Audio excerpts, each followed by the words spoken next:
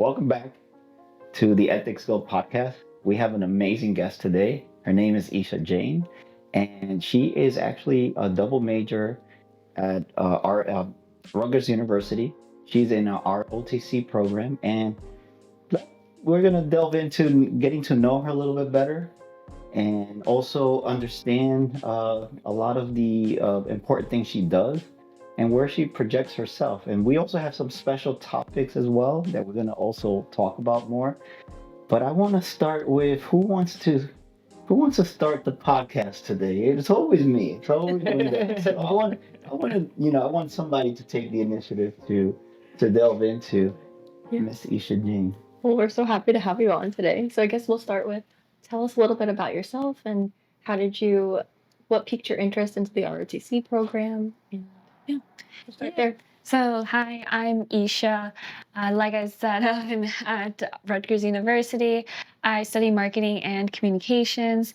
And what brought me into ROTC was in high school, I was actually part of Civil Air Patrol. Now, I joined Civil Air Patrol because I went to my dad and I was just like, Dad, I'm bored. I'm just going to school, coming home, doing homework, and then going to bed. Like, I want to do something fun and exciting. So my dad was the one who was like, hey, there's Civil Air Patrol. Why don't you try it out? So I went, I did one session. Like immediately when I got there, I was just yelled at. I was told to sit properly, stand properly, don't look at me. And I was just like, what? And then I left and my dad was like, hey, what do you think of this? And I was like, yeah, this was fun. I'll come back next week. So as I went through the Civil Air Patrol program, a lot of like the older students, when they went to college, they were telling me about ROTC, and I was just like, this is really interesting. So when I applied to college, that's how I started ROTC. Wow, that's amazing.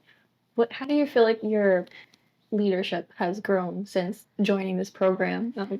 Yeah. Yeah, my leadership has grown because of the maturity that's required in the ROTC. Like, I'm not gonna lie, like I think we all, when I say we, I mean a lot of the students, I think we all went thinking like, hey, I'm in the military, I'm cool. I think I got it all. Reality is we don't have it all. And I think it's like it goes down to being humble and also taking accountability. And that grows your maturity.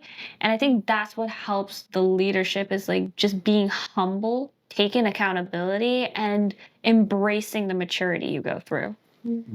Interesting. So accountability in ROTC, what does that look like? It looks like it's not just saying, like, hey, I was wrong. It's about saying, I understand what my actions have done in this situation. And more importantly, I see how that has impacted our relationship. Hmm.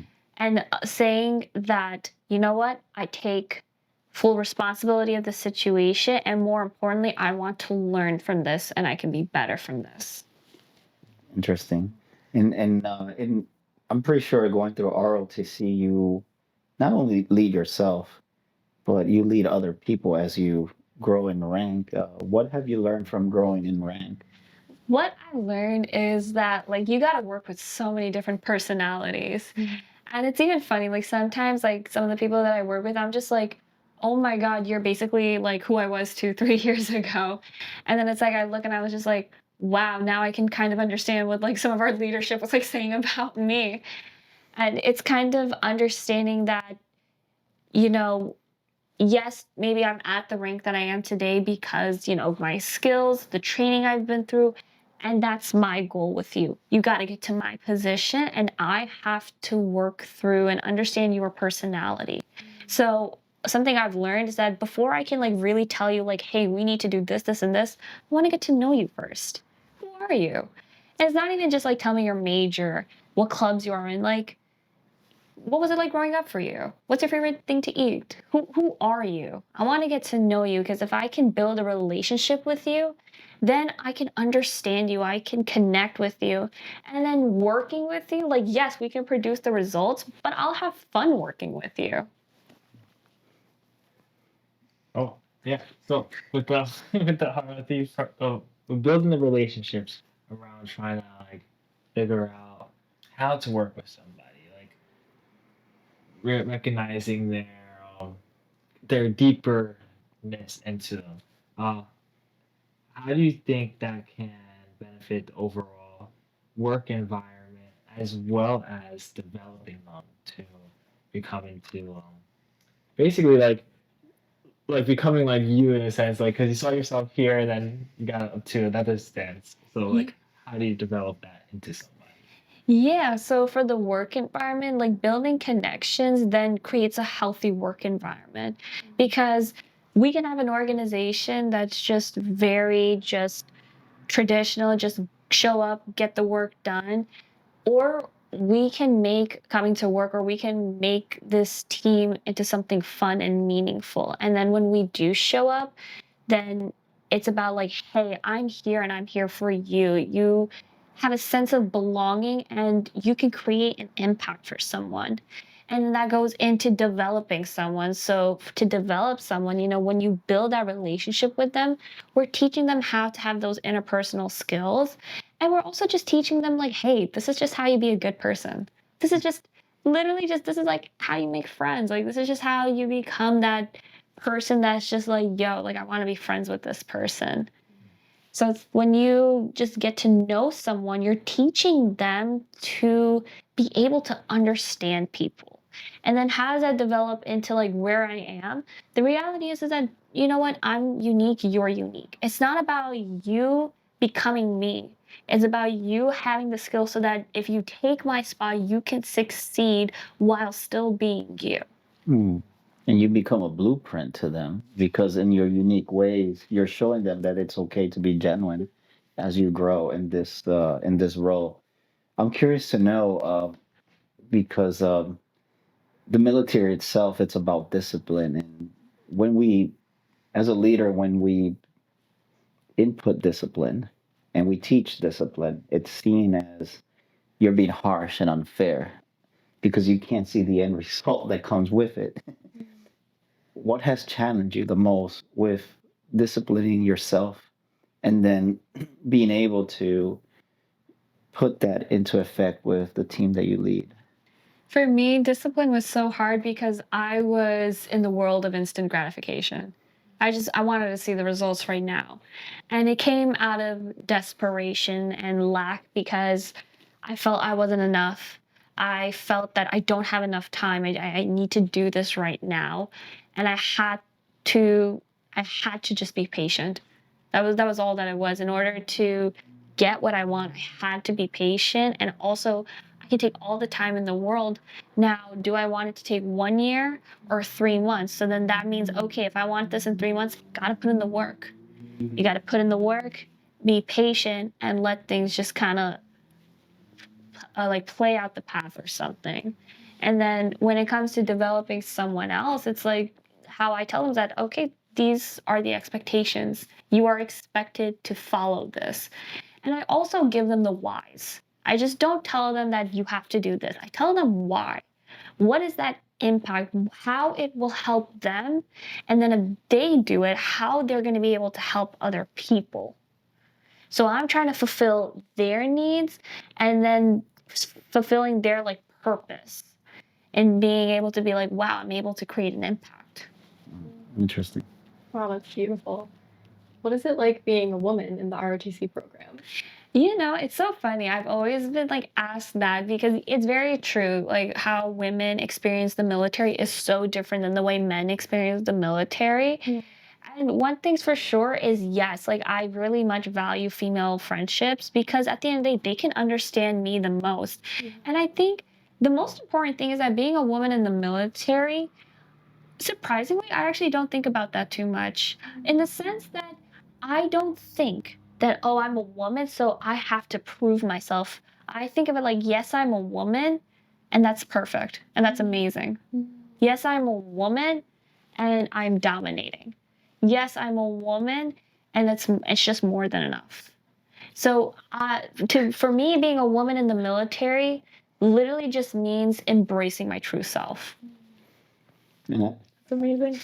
and I like the fact that also the military is really everyone is equal, and it doesn't matter if like you saying Isha's saying it's like doesn't matter if you're man or woman.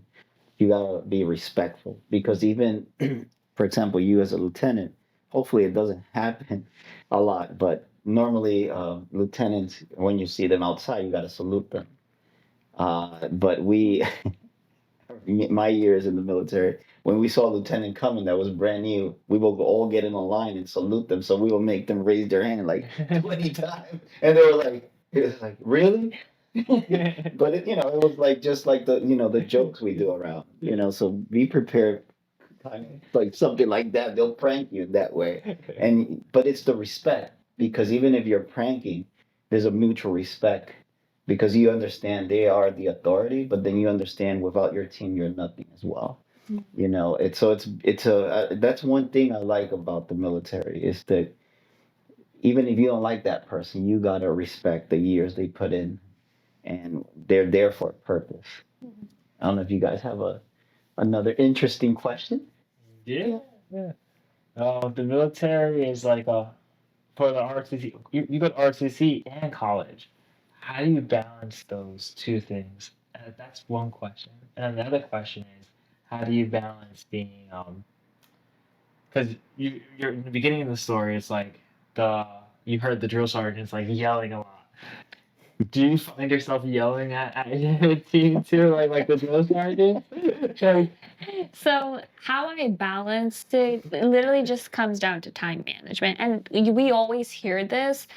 And how I've approached time management was I've given it a new definition. I started to take time management and approach it like, if I manage my time, then I will have so much more time to do what I want. So, you got to lock in. You just have to plan things accordingly, and you just have to get it done. And that's just the reality of it. And that goes into the discipline. That goes into just the willpower to get the things done. And more importantly, I tell people this. I'm like, okay, you're studying for a test. Yes, so am I. And it's okay to say that you're having a hard time. We always hear that, oh, well, I went through this, I went through that. Yes, thank you for sharing that. I am sure you went through a lot and you've learned a lot from this. And I also think it's okay for me to say that I'm having a little bit of a hard time right now. So it's like teaching people to say that how you feel, the stress you feel, it's okay to feel it. You don't have to shove it down, and you can just tell someone. And you can even tell someone saying that, look, there's nothing that can be done about this. That's the reality, but I'm glad that I said it. And then the second part with the yelling, it's funny. I actually just don't even like yelling. So I just like stand there and I just watch them. And then I go up to them, I'm like, why are you doing this? What do you think is the best way to do this? Like I tried to get them thinking, and I can see them like freeze up, and it's not to scare them. It's to rather to get them think and to think critically at that moment, what is the best decision to make? It's a good way of making them responsible of their actions too. Make them reflect, like, what are you gaining from this, and how do we win? Because at the end of the day, your decisions also affect my leadership. Yeah. How did you find the confidence to use your voice when you're in command of so many different people? Or, like, how did you find that confidence to get up there and like tell them what needs to get done? I found that confidence because at the end of the day, they have to respect me. When they come up to me, they say ma'am. Mm. So whether I'm quiet or loud, they have to show me respect. So I'm like, I don't have to prove anything to anyone, because at the end of the day, I went through the training and I'm in this position. So I've earned this position. So that I do not need to second guess myself or be like, oh, are they going to listen or not? They have to listen. That's the reality. Yeah. Yeah, it's justified, because also, like she's saying, like the training, that means something more. And also, you being in college and you're learning different skill sets that you're going to bring into the military. How do you feel that, and perhaps you haven't projected yourself that far, but how do you feel like the things you're learning today can be useful into the civil life once, let's say, if you decide not to take a military career? Yeah, so a lot of things like time management interpersonal skills. It could even be discipline. Mhm. It could even just be something kind of like self-care, actually, because you got to take care of yourself. That's all transferable into the civilian world because, I mean, hey, I think we forget that when we're in the military, we work with humans. We do. So, just like in the civilian world, you're working with humans, you're working with other humans in an organization, in a simple 9 to 5 job. So, you need to be able to talk to them, you need to be able to build trust with them, build relationships. And you do that with your communications skills, with your interpersonal skills, and even with your leadership skills to be that support system for them. Like, how is it for like for the guys and the ladies? Like, I think the guys are like when yelling at each other, they're like, I think that sometimes it motivates each other to like build like a kind of like fire in. But then sometimes if like if you yell at the ladies, and sometimes like you see sometimes the ladies get like a little shy and they start like crumbling down into it. Um, but I think it's really like finding that balance between both the genders in a sense, like how to communicate with both genders. One of my questions would be like, where do you see yourself going in your military career, and how do you see yourself getting there? Because then that's gonna lead us into like talking about visualization and manifestation and getting like we're gonna start crossing into that path soon because like visualizing will like get you to your destination and like putting in the work with the disciplines and all. So I guess like yeah, where do you see yourself going in your military career, and how far also do you want to go? Yes, so I see myself becoming a public affairs officer. And I feel like everything up until this point has just put me on that path to becoming a public affairs officer. Like I just see it right there at the end. Like at this point, like I'm basically acting like I already have the job, you know. I chose my major specifically so that I can learn those skills. And then more importantly, my cadre, my basically my instructors, they're the ones who are putting me into jobs and positions where I'm learning public affairs skills. So it's like everything that has brought me to this moment is just bringing me closer to that end goal. Well, what is public affairs? What is a public affairs officer? A public affairs officer just tells the Air Force's story.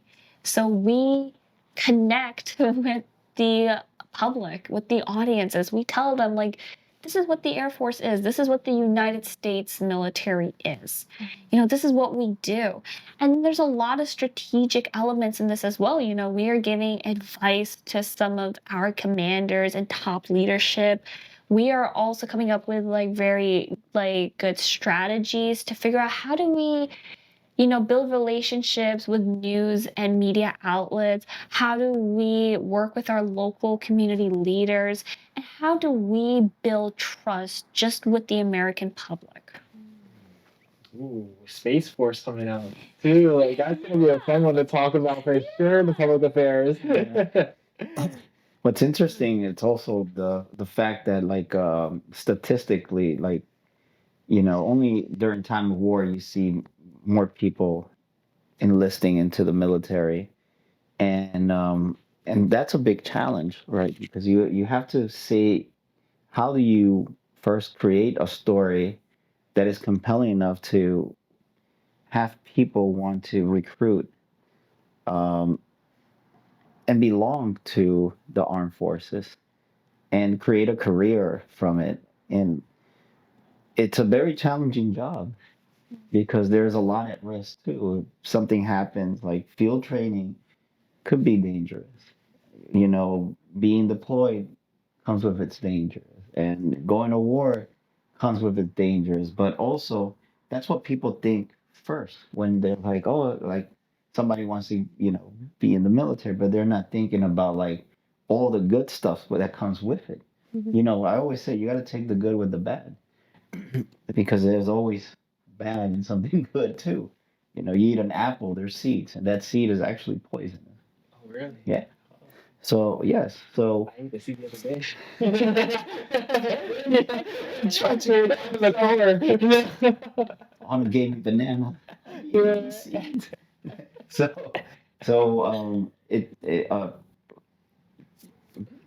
you could be that new change of how you're going to create that bridge for people to trust the armed forces. Because think about it, you're a double major, and who's paying for that? That is going to be the Air Force paying for it. Exactly. So that's a win, and they're not even saying, "Hey, you owe us anything." It's like, no, you're just do your job. Mm. That's really all it is. And also the discipline they're giving you about like the hardest one for a lot of people is waking up at 5 o'clock, 6 o'clock in the morning doing PT. Yep. And so Very difficult. yeah. So but then also gives you structure. The structure to understand that for you to be a good soldier, you gotta wake up early and structure your body and your mind to be one. And because at the end of the day, you have to become a weapon at some point. Mm. You know, God forbid there's a war, you have to understand that the training is to make you survive a war. But also the camaraderie that comes with it. You're like a band of brothers and sisters in the military. You make friends for life. And you can rely on somebody, even if they don't like you, but because of the training you did together, they know that their life depends on you, and vice versa. So that's going to be an interesting challenge for you. I know you're going to probably get the job sooner than later, but it will be a beautiful project to work on. And have you had any thoughts of like how you connect people with trusting the armed forces a little bit better? Yeah, so it's funny that we mentioned this because I'm sure you guys have heard there is a bit of little issues with recruiting people.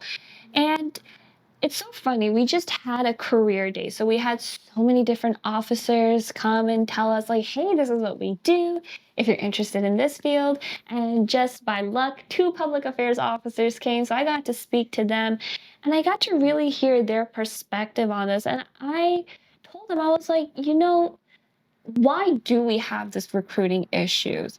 And it's simply because, there isn't the definition of war has changed. Like war used to be like I'm joining the army, I'm joining the military, I'm going to go fight this enemy, I'm actually going to go to get actually deployed to this place, and it was very sort of traditional where it was like, yeah, World War 1, World War 2, Korean War, Vietnam War, Desert Storm, the war on terrorism. Those were very traditional wars, and the definition of war now has changed because now we have cyber warfare, we have nuclear warfare, and we have now shifted to a much more strategic and analytical game of war. And that has also changed our perspective on patriotism as well. And with the new shift with the government and just with all these new laws, especially like we're trying to recruit my generation, Gen Z.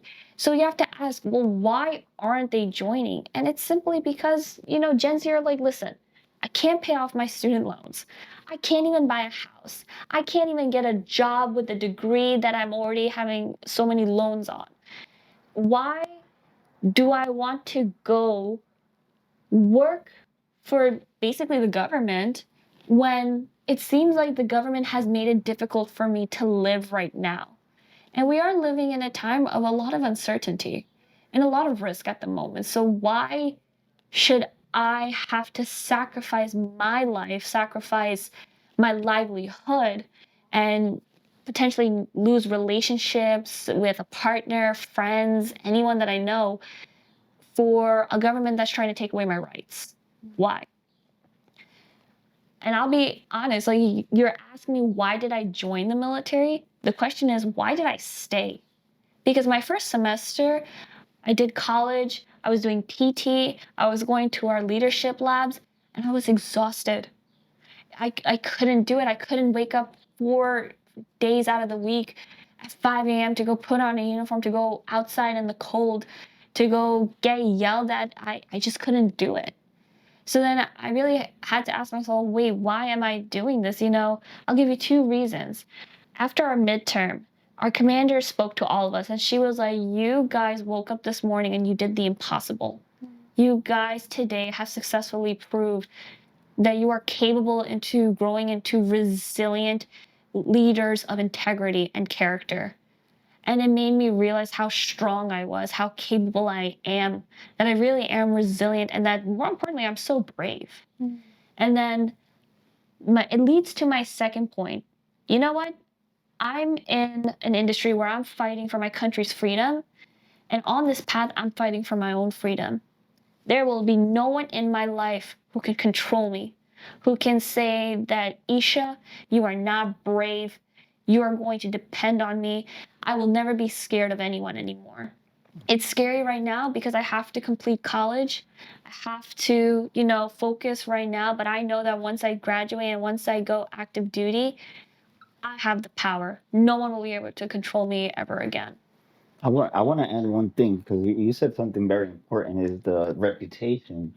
Like for example, my generation going into the military, the drill sergeants used to say, "Well, well, it's not your fault. It's your recruiter's fault because they lied to you." And the drill sergeant played the devil's advocate, saying that I'm just doing my job. The recruiter was the one that screwed you up by telling you all these wonderful things, and then suddenly they're not in your contract. So also, I do think like veterans also play a game on, perhaps being real with those new people that ask them like, hey, what it is to be in the armed forces. And you're like, just don't trust your recruiter. Because that's the kind of experience. And then, I work a lot with veterans, and then you go back and you listen to the generation that comes from Vietnam. How can they trust the government, like you were saying, when there was no such thing as PTSD, there was no such thing as treatment, no benefits. And then you go back to World War II and Korea. Like they even got it worse. Like they were forgotten, and it was the greatest generation. We're talking about really resilient people that survived a depression and then was able to build up this country, even to higher standards. But I guess that is the hard problem to fix. It's like, how do you make the military recruiting centers to be more of a trust network than what it used to be? And it all starts with, like you were saying, like for example, you look at Isha, what you get is what you see with Isha. There is no such thing as she's gonna go and lie to you. And I think it's just being truthful. Like, hey, it's not gonna be easy, but at the end, you can retire in 20 years. Who gives you that opportunity? And you get a pension. And if you get injured, you get another pension from the VA. And guess what? You can make a VA loan where you don't have to put any down payment. So there's so many benefits, but also talking about that. Like, hey, you're gonna wake up for 20 years. If you make this a career, 20 years, six in the morning. You might not see your family for a while. But that is part of the good and the bad that comes with this. Like any job, you go to a job today and they offer you all 401k, X, Y, and Z, but then you're miserable there, and you got to suck it up regardless. But they don't give you an option of like, hey, 20 years you can retire, or we'll pay for your college. They don't even want to pay for your public transportation. Well, and trust me, in the military, also, like when you move from military base to another, they pay everything. When I say they pay everything, they go to your house. You don't even have to. You all you have to put is put thing in boxes. Yeah. They'll take it and they'll move it wherever you go, wherever the military takes you, and you get to travel. So I do think like the selling point is honesty, and I believe Isha, you're probably one of the most honest people I met, and that transparency can probably change the game of recruitment. I don't know what you guys think. I actually wanted to ask you, Isha, how would you define patriotism now? Because I think, like you're mentioning, you guys are having trouble recruiting, like your generation, and I'm curious, like, what is your definition of patriotism? Because I feel like our veterans had a different definition of it, but I don't know. So my definition of patriotism is I want to know your why. I want to know your why. Because every single one of us, we are unique, we are different, and we all have different reasons that have brought us to the path that we are in. So I want to know who you are, because who you are has an impact on your community, and who you are can give an influence to so many different people. So patriotism, we very much define it to a country, but you are part of that country. So you already have impact and influence. So what's your why? Mm. I love it. Oh my gosh. Yeah. You're amazing. Yeah. And the why is so important. Yeah. Because like you see, like also you'll find meaning also as you go through, because sometimes you get into the armed forces and you understand your why, but then you find more value in it because it does structure you. Like when you come out as a veteran, there's something in of the military that will always be part of you, that you can't escape from it and it won't escape from you either. And when you see a fellow veteran or you see somebody like Isha that's in the military, I don't even have to say like anything to connect with her. I know she's my sister and I treat her that way. And I would love her because I know that she is doing what I once did. And I understand what she's going through. And perhaps she's having a harder time than I did, and patriotism, I guess in my time was, we were having the terrorist attack we had on 9/11. So for us it meant more like we need to protect our land. We need to protect our people. Many have died. There was buildings that collapsed, and everyone was feeling unsafe. And you see the videos of people crying, and then it wasn't even about revenge. It was about we need to protect our people, and it doesn't matter where we're going to fight. We have to be courageous enough to make others understand that this kind of behavior is not going to be tolerated. And although the mirage was we're finding weapons of mass destruction that never existed, does that matter? No. What matters is that like everyone understood that we will give our life to protect our country because we love it as much as we could be divided. But it only seems like in time of war we are united, or something bad happens that shows our unity, that shows our love for our country. But more importantly, it shows the how human we can be with one another. And when you go into enjoying your band of brothers and sisters, you see different races, you see different ethnicities, origins, uh, religious belief. And I'll be honest with you, it doesn't even matter. Nobody's talking about anything besides the mission.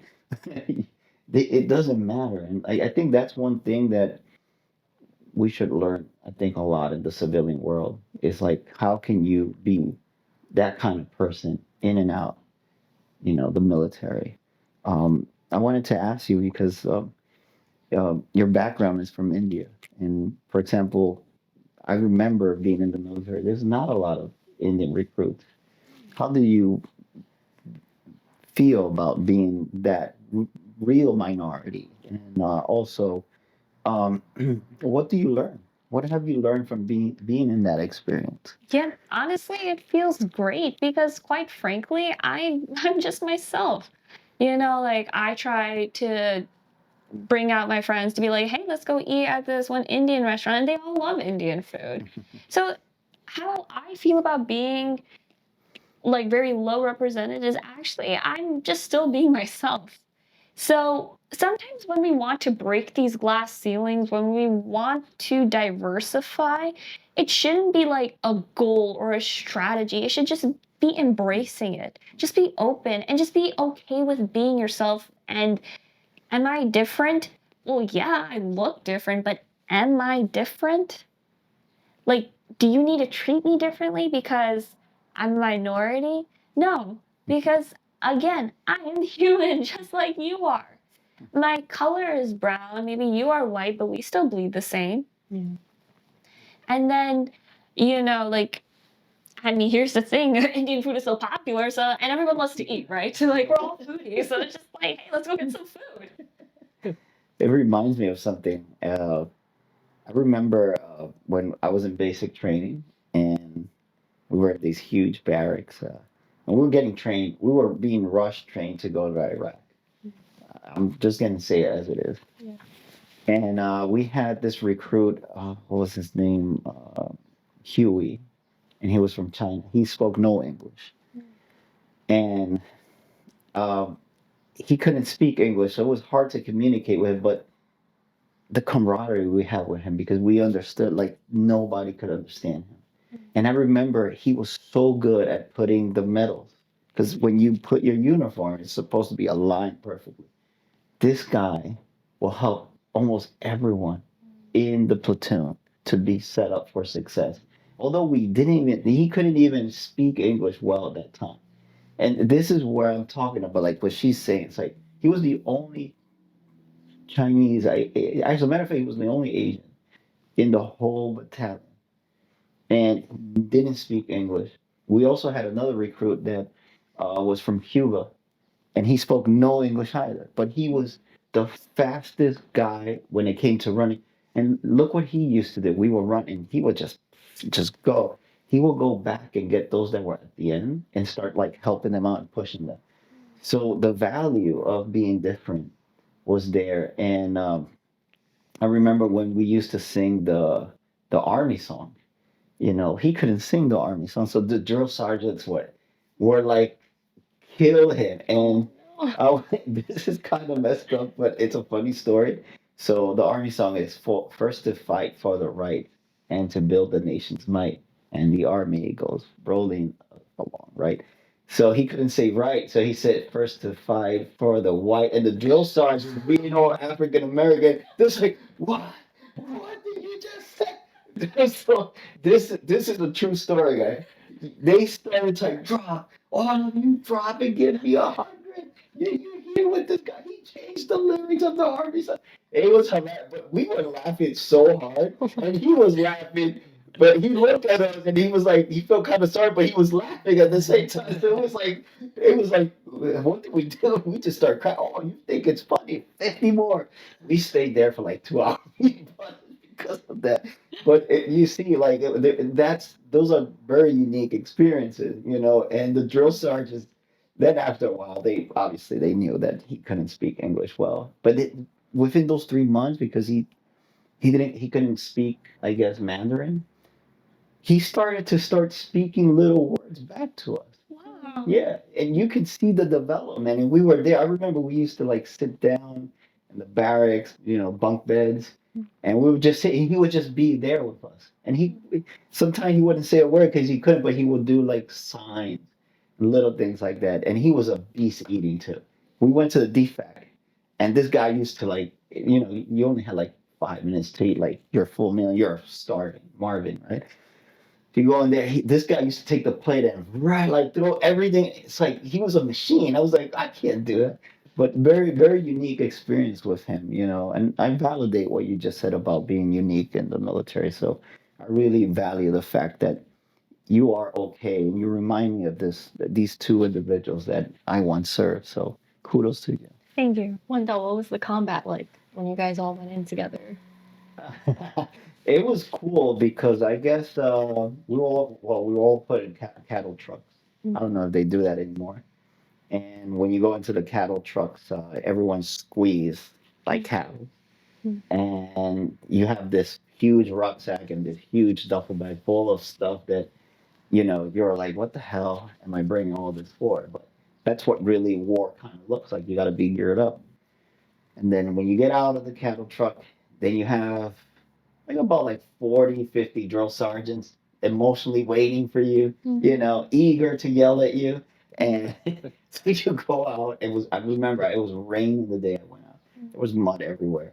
People falling. They was like, get up, get up.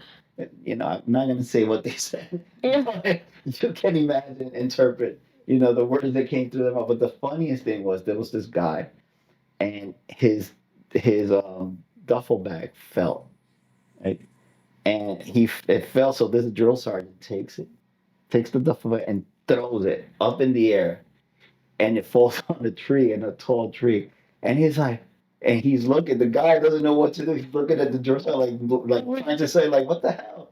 And the guy's like, oh no, you didn't. You threw that up. You better go and tell that tree to bring back that damn duffel bag. So he walked him to the tree, and he's like yelling it, yelling it. So the guy is yelling, please give me back my duffel bag. Everyone is trying not to laugh because we're all aligned. And this guy is like, now, oh, he doesn't understand. He speaks dog language. You need to bark to the tree. And so he starts barking to the tree. He's doing it on purpose because he wants us to fail.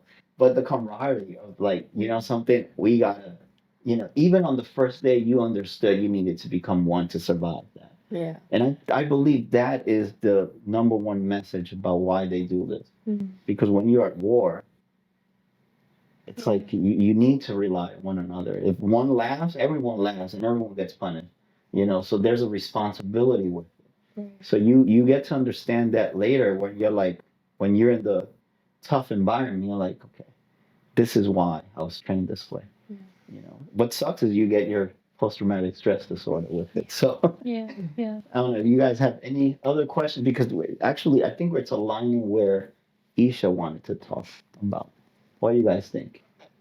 I think it's aligning there too. The ROTC and military experience is amazing. Like recruiting this generation is going to be a fun recruit. Like it's going to be an adaptation from how they used to do it to like to how they could do it now. I think there's so many like tools that you could possibly even utilize, even reach this generation in ways that weren't reached before, just because of technology and all. Um, so that's gonna be interesting to see how you could do that now, and speak for how the military gives so much, um, and you walk away with so much too. So with everything has its risk. It's just what kind of risk are you willing to take? You want to do a corporate risk, like what we were saying before. It's like they won't even pay for public transport versus like military, where they'll go for like they literally help develop you as a human and make sure your success is there. Um, but yeah, I think this is like really informative, very informative. Yeah, and I think also the challenge of being creative too in your field. How do you envision the using your creativity to because a lot of people believe that the military is just taking orders, but in public affairs, you have to be creative. Yeah. So you are given intentions, you're given objectives and goals to meet. And I think what's so great about public affairs is that you have creativity to hit those objectives. Yes, I mean, quite frankly, military is about taking in orders. Well, isn't that every single organization? Isn't that like even like my relationship with my parents? Like, don't you have to listen to what your parents say?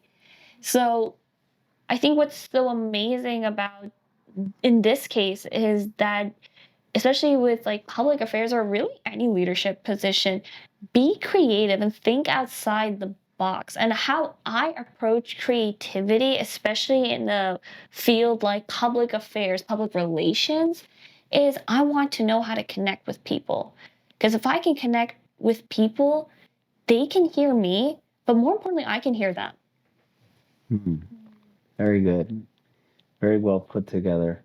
So, what are the manifestations that you see that you want to approach in this career for yourself? But also, what are things that you need to also manifest for your own growth to get there? So, what I want to manifest is literally just being called Lieutenant Jane. Like, the day that I get called Lieutenant Jane is going to be like, I made it. I made it. And becoming a public affairs officer, that's literally like, I envision myself like literally like getting a phone call from my commander saying that congratulations, you got public affairs, you were chosen for public affairs, and me like jumping up and down, screaming, saying, yay, I got it. And like what I just envision is just, like me like strategically leading, me getting people to think what are the consequences of what you say.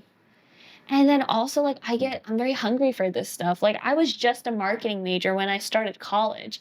And then as I was learning more about public affairs, I was like, communications, like that is so important. That is why I took communications as a second major, to just support my knowledge and be able to build the skills in this field. And then more importantly, I like to manifest a lot for myself. And I manifest things like wealth. I mean, who doesn't want money, right? Like, yeah, like wouldn't it be nice? Like, hey, I'm like, serving my country and I'm seeing the world and I'm experiencing the world. Like, I truly manifest finding good people. Finding the type of people where it's like, you're not my blood, but you're my family. I manifest experiences, those experiences that make you feel like a main character, because I think that's when I can really understand myself the most and how I can learn and grow. I like to then also manifest success because I know what I want and I want to go after that. I have a question for Oh, each sorry. one. Oh, go ahead, Jen. Oh, Go sorry. ahead, Jen. You've been mentioning a lot about like your self growth that you've witnessed in yourself. What have you discovered about yourself now that you would tell your younger self? Yeah, something something I definitely discovered about myself is I'm very hard on myself. Mm. And I'm so hard on myself because I simply just did not allow myself to be myself. Unfortunately, we all go through bullying. We all go through moments of people saying that you're never going to be good enough. Why do you try this? Like, you're not really going to do much about it. Take the safer route. I've had people say that you are nothing without me. So I I wasn't happy with myself. Mhm. I wasn't confident in myself so much that I tried to change myself into a person who is popular on like maybe social media, or trying to be one of the popular kids, that I ended up losing myself, and now I'm asking like, who am I? And I would tell my younger self that the reason why people are saying this is because they're threatened by you. The reason why they are saying this is because they don't see what you can see. That's a moment of epitome. What do you guys think? Yeah, no, that's Yeah, amazing. definitely. It shows like strength in you, and you like went from like trying to fit in. It's like, oh no, not fitting in. You can't fit in if you're not just you trying to be what the people want you to be. Like it doesn't. You definitely lose parts of yourself when you're trying to be something that you're not. And it's like you gotta pull out. Then this is about rediscovering yourself. It's like, oh, what were the things that I liked? What were the things that I can keep doing? What were the things that I just accepted? What were the things that I just did just because the other person, etc., etc. Um, so it's like rediscovery yourself is. I think that's really it's transformative. It's like the alchemy. It's like you're Mm. turning back into gold again. Like it's the purity of just you. To find out like who you are. A lot of fighters say that a lot too. Mhm. They're like, that's where you discover yourself a lot. Yeah, and what makes it very challenging is understanding like you evolve every day as well. hmm And sometimes it's hard to start purging certain habits that would not serve you any well in your new evolution. And you have to start recognizing what are those things that are not going to be useful. They were useful at a time, but like for example, you wouldn't use crawling when you know how to walk. Mm. So that's where we have a hard time rediscovering what is it that we need to leave behind to start building a new version of yourself. And some people get scared of you like walking, so they try to put you in a place where you just like keep crawling, and it's like no, no. I was like, I think it's time to walk through, like things like that. And since you're talking, actually, since you touched that topic, public relations is about communication, a lot of communication and being diplomatic. But there's a thin line. I was telling this with the guys we're talking about. There's a thin line about being diplomatic and hypocrisy. In today's unfortunate media, we see that a lot of people that are on higher ranks or they are owners of corporation, they're more able to speak freely about even things that happen within the company or their own experiences or what they think works and doesn't work in a corporation. But yet you hear others that are in the mid management section or just employed, they're very afraid. We've seen that here in the Ethics Guild pod. They're afraid of being a beak of reality for what happened in their own experience because they're apparently under the influence of the judgment of saying you should have not said that. But if that's your reality, you being in communication, how do you? And this is a question for all of you guys. How do you guys view that? I want to start with you, Isha. Yes, it's social media and media itself has changed so much. Like words really have an impact with people. And I think people are realizing it. That's why it's now we have to be so careful of what we say. I think that's where strategy PR basically was developed. And I think the most important thing is like I've always said, it's you have to be honest and it is very difficult because you have to draw the line of, well, am I going to be honest and potentially perjure someone? Am I going to accidentally leak out information? Like how it's a constant battle of, well, I need the support, but I can't, tip on this ethics that I have or these values, my principles. And I think the most important thing is like you have to ask yourself, what is the goal here? What are you trying to truly achieve? And once you go after what you achieve, with the resources, with the power that you have, the words that you have said, that is powerful enough.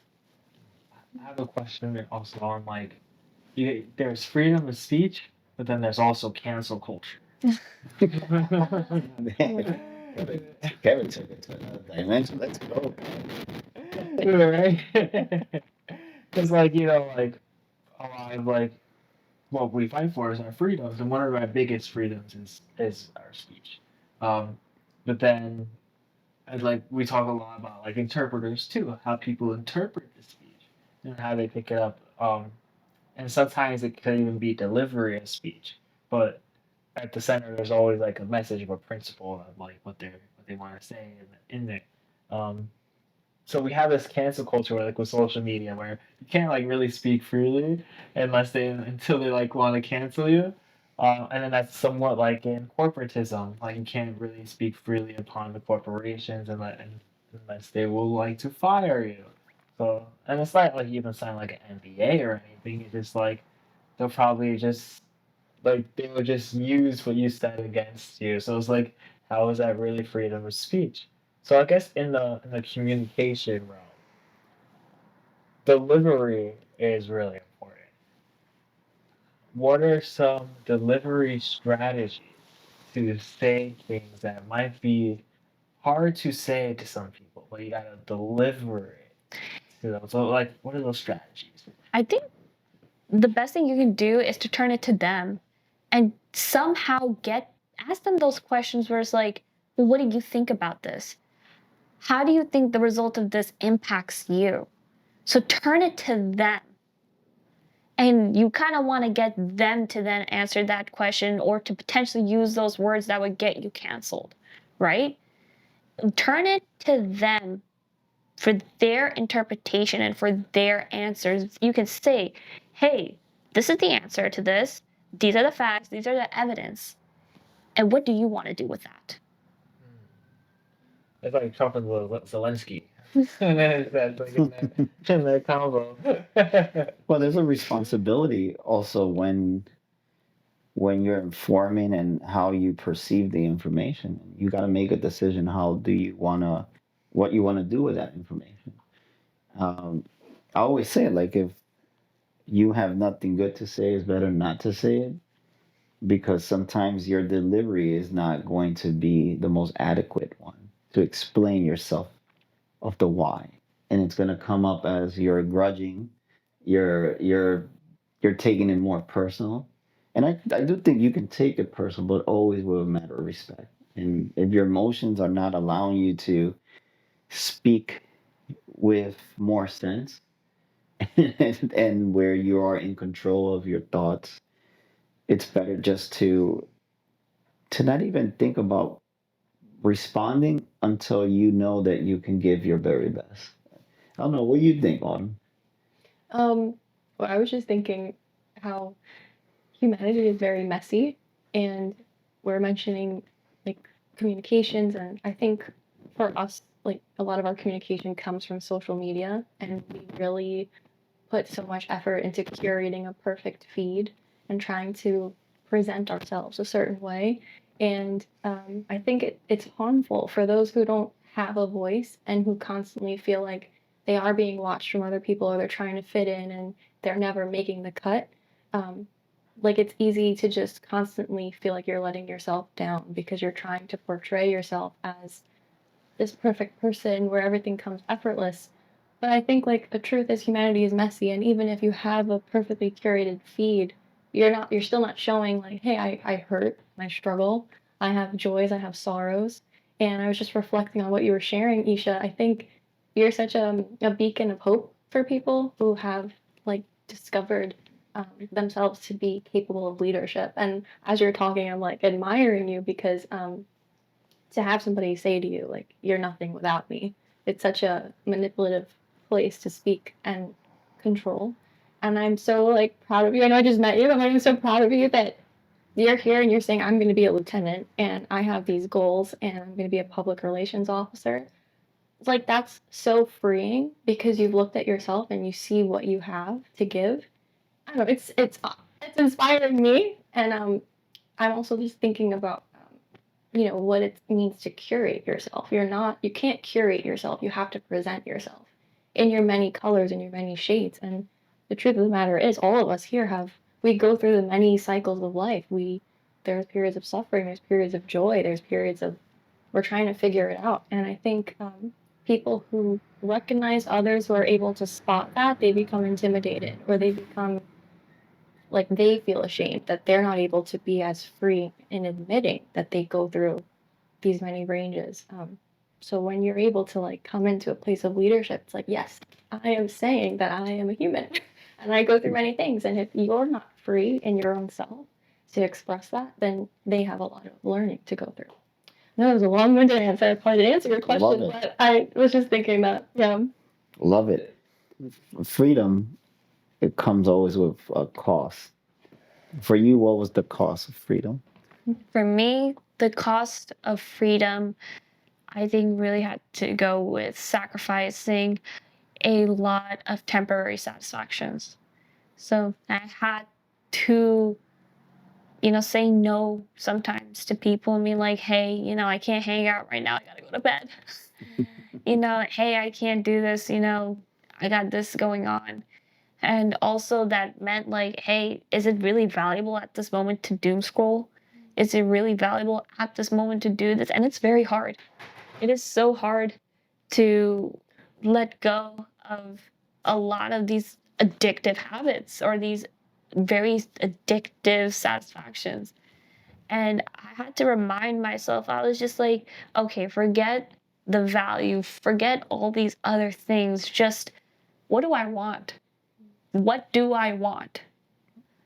Does this get me what I want? No, it takes it away from me.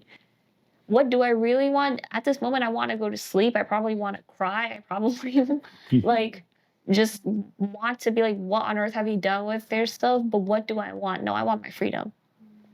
Yeah, the freedom from instant gratification sometimes, because that's what I believe technology has created for us is instant gratification.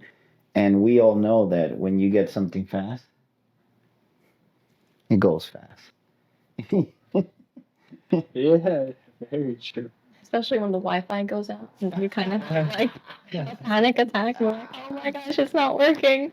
You end up throwing your phone on the on the floor, and you're like, "What the hell?" So that's where I think, yeah, discipline is amazing in cutting off instant gratification because you kind of like have to wean yourself off of, well, like first immediately you kind of recognize where you're getting your instant gratification coming from, and then what it does to yourself and the way you expect things from others, you know? And so when you have to discipline yourself, it's like, okay, I'm letting this come in the way that it's coming. Um, yeah, I think the camera turned off. Oh, come on. Well, come on, no, go on. And disciplining yourself is not an easy task. Like, what is the biggest battle you had to fight in this journey of like leading? And for example, with leading comes a lot of, making a lot of unpopular decisions. Like how you can able to handle the easy tasks. Like, what is the biggest battle you had to fight in this journey of like leading? And for example, with leading comes a lot of, making a lot of unpopular decisions. Like how you been able to handle the fact that people are going to look at you differently because you're in a position to fight for the better good and not to fight for a instant gratification. Yeah, I had to stop taking things so personally. I I never even realized I took things so personally. You know, like how I react to things, how I say that something has hurt me. I take things very personally, and hey, I know I'm not the only one. I'm sure that there was something someone has said where it's like, why would you say that to me? How could you say something like that to me? And what I realized is that I can't control what someone says. I really can't. I can show up prim, proper. I could possibly make everyone happy, and someone will have something to say. They always will. So I might as well make the unpopular decision, but know that that was the right decision to make. Interesting. What do you How do think? you how do you talk yourself through a moment where you do take something personally? Like what does that look like when you're telling yourself this is not meant for me, it's based on them? Oh, I just start acting delusional. I really do. I'm just like, you know, you're probably just saying that because you're threatened of me. You're probably just saying that because you realize that I am someone and I have something and that threatens you. Mm. You see me in a way where ironically I don't see myself. I don't see myself as a threat. But if I'm able to get you to make something, to make you say something to me, then clearly I am a threat. Clearly I have an energy, a vibe in me where I can create a lot of power. I am powerful. I am. I am also humble. That's the most important thing I remind myself. I am humble. I understand and I am strong. What advice would you give to somebody who struggles with taking things to heart and then it affects the way that they're able to discern certain moments because it's too, I don't want to say too emotional, but they have too much of themselves in it. Yeah, I actually did say this to someone. I told them, eye on the prize. Mm. You know what you want, and everything that's in your way, funny enough, is not really an obstacle. Mm. It's all learning moments. That's all it is. The person that yells at you for something that was not your fault, that was a learning moment. You look at them and you're going to say, you know what? That's someone who I don't want to be. Mm. Okay, this is how you're behaving. You know what? I'm going to take that initiative to extend my hand to get to know you, but I can't make you shake my hand, and that's fine. Mm. Whatever decision you make, that's fine. Because whether or not I do, I know where I'm going. You just got to keep walking through it. Your mind is very, it's like steel. Like as you're talking and like, yeah, her mind is like a steel dome. And you need to be like that, I think, in order to not let outside circumstances affect you. That's very inspirational for people watching. Yeah, and also I would say also the fact that that people will always, you know, have a perspective of what they don't know, and instead of investigating a little bit more, they would rather create opinions in their heads and not ask questions to find out more about someone. And in that journey you're in about, because you have to be sometimes assertive, and that could be portrayed as she's not friendly. And there's a big difference about being assertive, because you have to comply with the bigger picture, like you were saying. And people have a hard time seeing the bigger picture. They're so stuck with believing that, and again, this happens to all of us. We believe we're the center of the universe at some point in our life, and that's where we have to kind of take accountability, uh, and accountability with power, because power at some point corrupts, and it happens to every one of us that are in leadership. How are you preparing yourself to neutralize that? Because trust me, we're all vulnerable. I've been there. I made the mistakes, and I had to learn them. Been humbled by it too.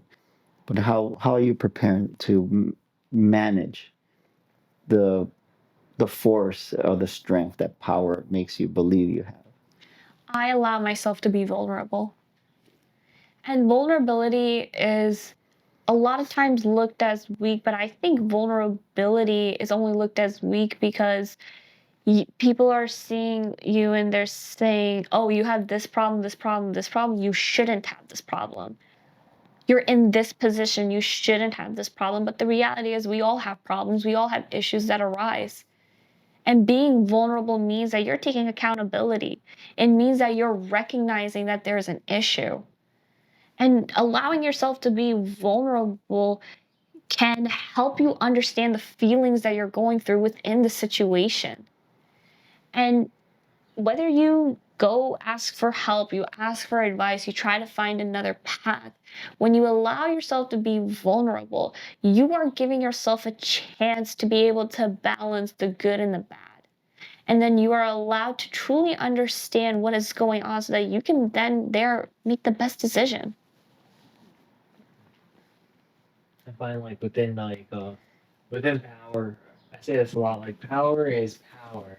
Like how you use the power that makes it Right. a good or bad. Like we shouldn't shy away from having power, right? You shouldn't shy away from being a beast.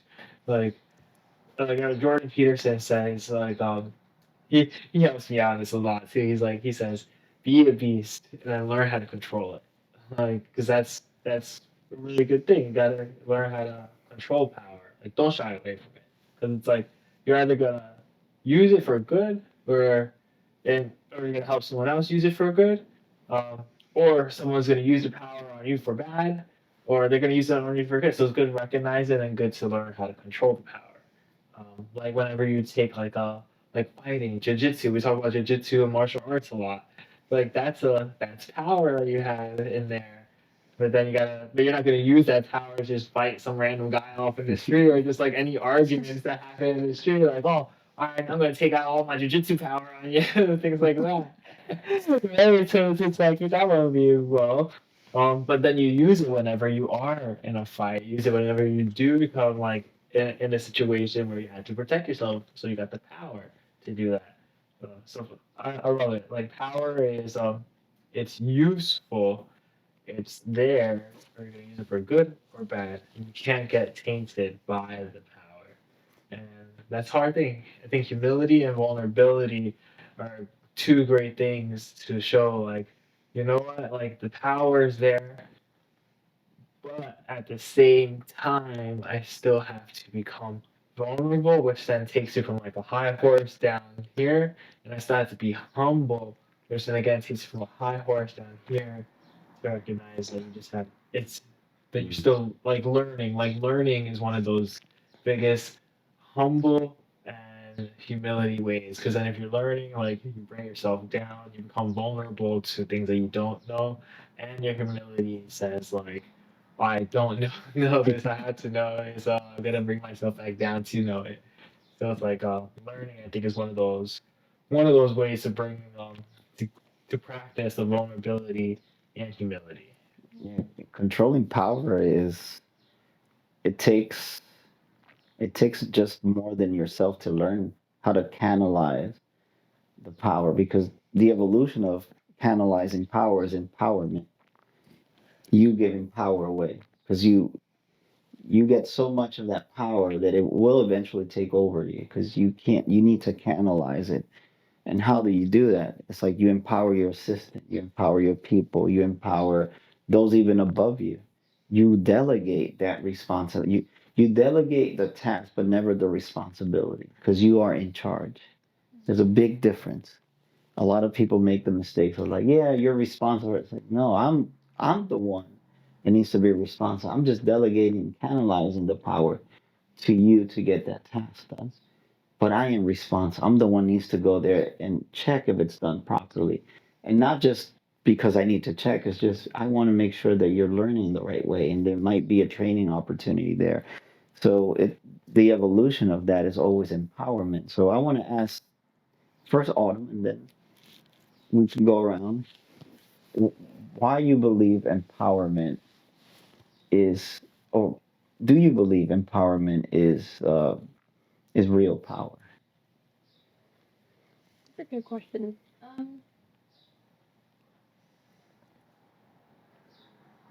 I have a train of thought. Let's see if it ties in.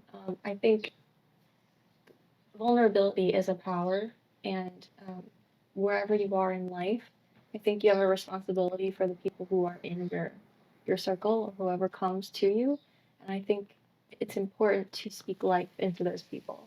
Um, and I like where like you're discussing how you encourage people to reflect a lot, and that is empowering. When you instead of talking at somebody and telling them what to do, it's how do you speak life into them? You remind them that they're worthy. How do you remind them that they're worthy? You make them reflect on their own self and their own worth. Um, and a lot of that happens through thinking, a lot of asking yourself certain questions and following that train of thought. It's never cookie cutter. You know, the human heart is very interesting. There's a world inside each of us, and we all respond to different things, but a question always makes the bell go off and everybody differently. Um, so I think it's empowering to love other people and to speak life into them. Because if you're constantly going around tearing people down or encouraging them not to go after their dreams or constantly making them doubt themselves instead of lifting them up and questioning them so they can expand further, then what kind of power is that? That's not powerful at all. It's actually like a weakness. So Hmm. What are your thoughts, Kevin? Yeah, I agree. Like over the last statement, I agree with a lot with that. Like if it's like if you're trying to pull someone down from reaching the heights, then that's not that is like it is like weakness because it shows like that person isn't even is just scared of that person reaching the heights. I really do think is like empowering is a way of power because it's handing over the it's delegating certain tasks as well as training someone how to be in the state like for if when you're empowering someone they either they know it but then they just didn't know how to just you're building confidence in somebody when empowering them. Hmm. You build confidence for they know they can handle a task later on that could even be harder. Like the first stages of like in my release for empowering, the first stages of it, it's like recognizing it's basically getting somebody in flow. Like in Hmm. the flow state, it's a little you gotta give them a task that's like a little bit out of their like stretch so that they can reach for it, but not like too much where they can't even touch it. So you gotta get them to really reach for the hard stuff so then they can start getting into a little bit of a flow state of being like gotta make it a little bit difficult for them, but not impossible. Hmm. And so that's like what I think like empowering is about. It's like making something like when you empower somebody, you make the task a little bit difficult, but you don't bring down their confidence where it's like they don't think they can't do it. So they strive for it and they trip up a little bit, but that's totally okay, because like they only become stronger from there. It's like when you do your reps like in the gym or something, like you start off with 3 reps. Next thing you know, you're going to 6. Next thing you know, you're going to 12. Like that's an empowering way. Like I think of empowerment like you really just get somebody into that flow state so Mm. they feel it, they live the experience of it. Because they have the experience of it, Mm. they will yeah, basically accelerate into other things. They're into something difficult that was like what they didn't really believe they could have done before. So that difficult and then doing it Mm. will make them think like, oh, this is really difficult, but I did it. What other things can I do that I think are difficult that I'm just trapping myself in, Like after a while you start recognizing like it takes a lot of self accountability. You put yourself into a box that you trapped yourself in because you didn't think it was possible for yourself to do. And then you exceeded and you did a really well job in it and you're like, oh, now what other difficult tasks can I do? It's extra. It's like breaking the glass ceilings. Like that's what it's like. What are your thoughts, Isha? I think, we were mentioning how like you want to drag someone down. It's all stems from insecurity. So you got to really empower yourself. That is power. When you empower yourself, you remind yourself that you are worthy, that you have the capabilities, that what you want is well within reach, and you have the ability to take that action. And when you empower yourself, you then don't feel threatened or insecure of other people's actions. And because you believe in yourself, you're able to help others believe in themselves. You're able to then empower them. And I like to think be the type of support system for other people that you wanted. Mm. That's a good that's a good quality to have too, because really empowerment is the practice of how you become resilient. Because the theory is, I have power. I'm going to canalize it, but I'm going to empower you. The empowerment is the practice of this is how you're going to build a resilience on this particular subject. But once you learn that, you're able to understand that you are you can also be empowered to be resilient in other areas. But like you were saying, Kevin, the is also understanding how you challenge people and for what purpose you challenge them, and that you build them first to take that challenge. Do are they resilient enough to take it? So also you require projection because you start seeing, okay, this person did this person does this. Now they're ready. Sometimes leaders, I would say managers, not leaders, they would throw you in the lion's den without even preparing you, and that to me is unprofessional, very unprofessional, because you're not even taking, you don't even have consideration for the task you're going to complete for yourself, and it's your own reputation you need to also withhold, and you're just throwing somebody there with no experience into the lion's den. And the importance of challenging people and of how people react to challenges too. Like, have you guys ever been in, doesn't matter the order, but have you guys ever been in a challenge that you were and before you even go there, there's a difference between doubting and not having confidence in yourself. It's okay to doubt. With doubts you can ask questions Mm. to open your perspective. With self-confidence, it's the ability to not believe in yourself. It's completely different. We confuse that. We think that because we doubt, we're not confident in ourselves. It's completely different. It's a thought versus an action. Mm. So my question is that, like, if have you ever, guys ever been in a challenge that you were like, what the heck is going on? I don't feel prepared for this. Who wants to take the first bullet? Uh, oh, when I was skateboarding, I guess I went through a skateboard. I don't believe that that one, Kevin. The Big Patowski way. Yeah, you like the fish in the water in that one. Yeah, when I first started off with skateboarding, like I used to challenge myself a lot on the board because like it was fun. I would just feel like, oh, what else can I do with it? So a lot of it, when I first started off with it, a lot of it was downhill riding. So I'll give myself like hills to go down. I'll look at certain hills from the bottom, look up, and be like, "Ooh, that's long, that's far.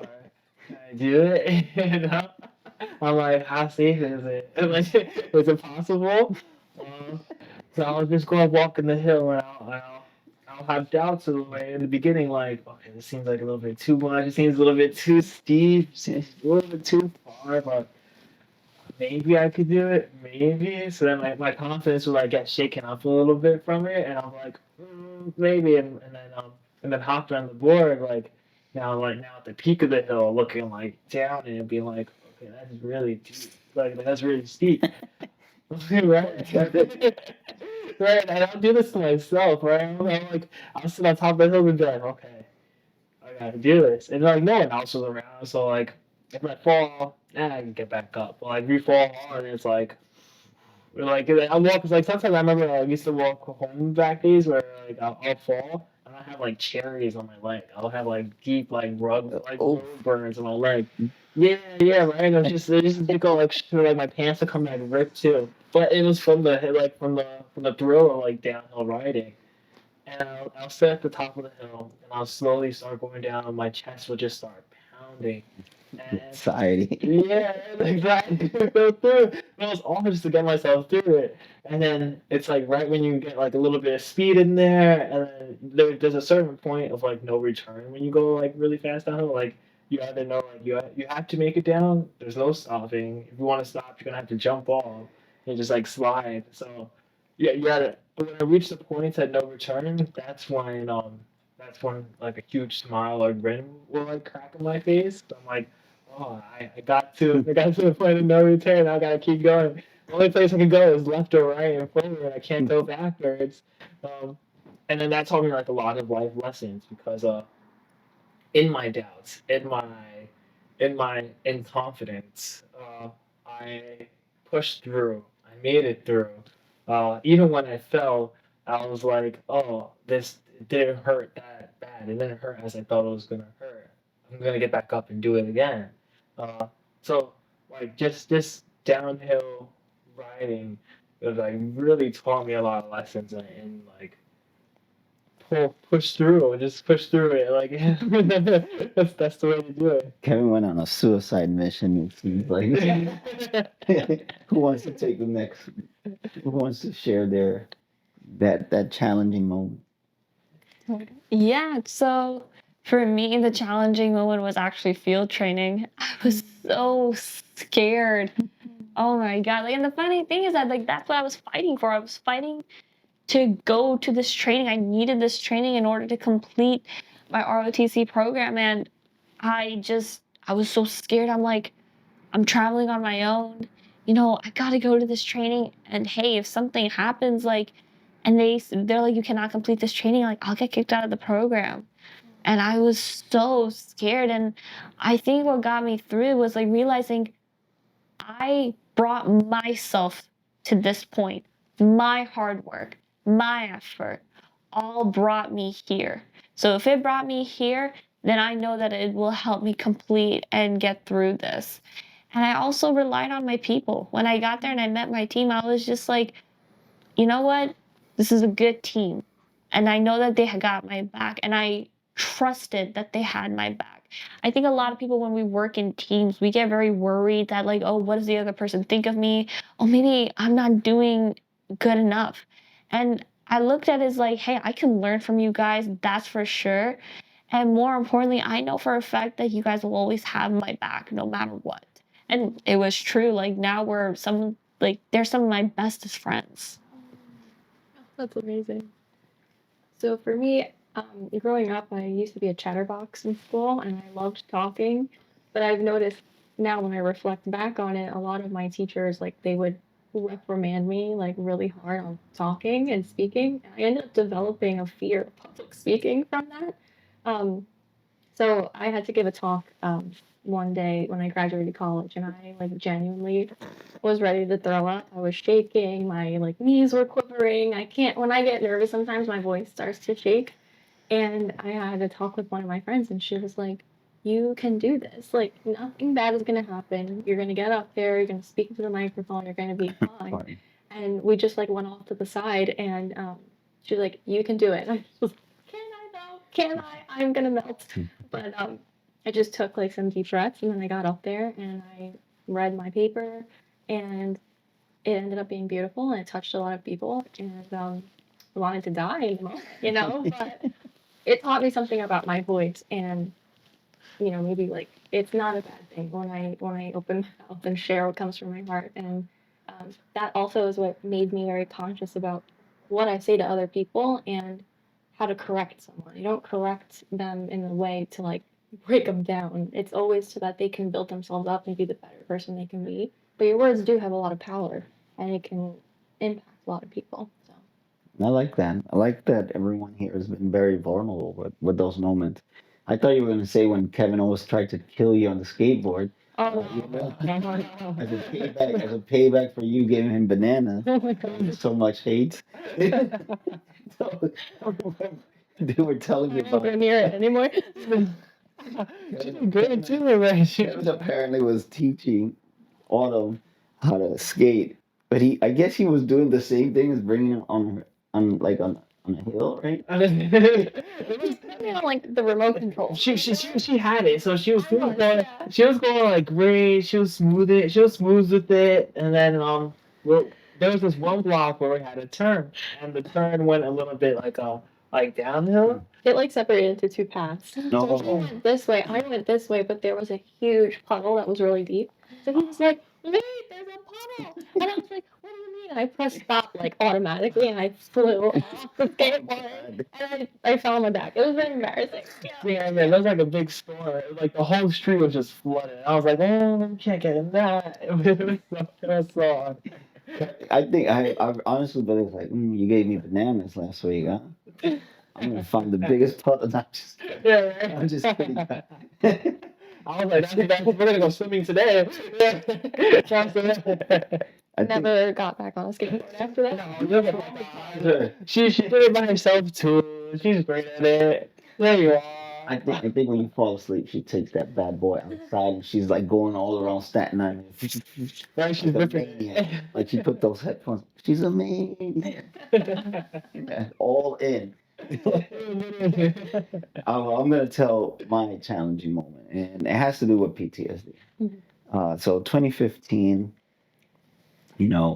perhaps being one of the heights of my career, um, and suddenly I get these horrible sensation of losing control and emotional disorders. And it's almost like you got to reconfigure yourself. It's like a computer that crashes, and then you're hitting the restart button, but the restart button doesn't work because you haven't coded it correctly. So my moment of biggest challenge was one day I was going to my therapist, and in 207th Street, there's a bridge that connects the Bronx with Manhattan.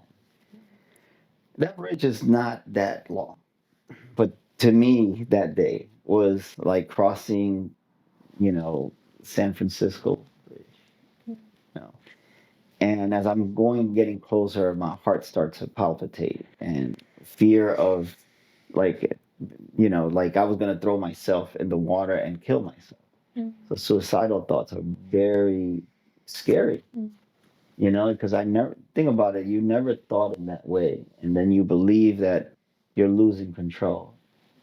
So as I'm going there, and I'm like, okay, in order for me to go to my therapist, I gotta pass that bridge. So I'm going through, walking, doubting, but like I don't know how I got the confidence, and I was like, if I don't do this today, this is always gonna get the best out of me, and if I don't expose myself to this, then I won't realize that there's no real danger. I've crossed this bridge many times. I actually run through it. So I go, and as I'm going, I'm trying, and my heart is like palpitating so hard, and I'm walking and I'm looking at the water and it's dark. And in the middle, I start palpitating more and more. And I look back and I'm literally at the middle, right in the center. And I'm like, my mind was telling me, go back, run, go back. But I was like, I'm halfway there. As I'm going through, my tears are coming down, like crying because I'm scared. And when I get through the other side, I still don't feel the relief because I'm still afraid. You know, I get through the to my therapist and she sees me like, you can tell the face of somebody being afraid. Um, and that was the shortest session because we were talking and she was like, you feel safe. And that's when I realized like I can't just feel safe in this room. And this is where also as a therapist, I learned the importance of exposure. So I told her, it's like, hey, can we just cut this short? That night I went back and I crossed the bridge 25 times, being afraid. I was afraid, don't get me wrong, but as I kept going back and forward, back and forward, it started to minimize and minimize to the point that within 2 weeks, because I was afraid of going far from my house, I don't know why. Um, and I started to run again, like long distances. Used to run 10, 15 miles a day, Mm. and I would cross that bridge just on purpose Mm. to make sure that to remind myself there was a moment of victory there. So that was my moment of biggest challenge, believe it or not, more than a war story, more than becoming, having a child when I was, only 22, not knowing what to. That to me was like the scariest moment in my life because it was against myself. Mm. So it was frightening.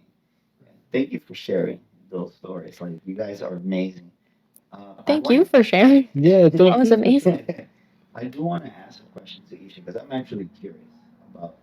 Um, I'm not too well versed about the Indian culture, but I've always been very curious. And since you belong in that culture, um, I've always noticed that people from India they easily adapt to the United States. Like it's like they belong here, and it's not only the language, but what is it that is so like I have friends from India and it's like we click, like, Mm.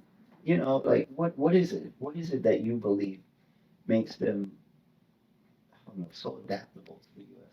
Honestly, I think it's just because they have such a Family mindset, you know. To us, everyone is uncle, aunties, you're my brother, you're my sister. And they they just want to show you that like, hey, I can be a good friend to you. We can be family to each other. I can take care of you. And I think that's why Indians are just so good at that. Like, I just love this family mindset that my culture has. Definitely. And also what I admire is that the the education they have when they speak to you. There's no vulgarity. You don't hear that often. I'm not saying that doesn't happen, but you don't hear it. There's like one thing I love about uh, Indian culture is even though you're poor, that doesn't justify you misbehaving. What you guys, why you think, where does it come from besides the household? Where else you I think? think it comes from South Asia's like culture and education because for many years, you know, the sub-Indian continent, India, we were always like overthrown. We were always had different powers controlling and taking away our resources.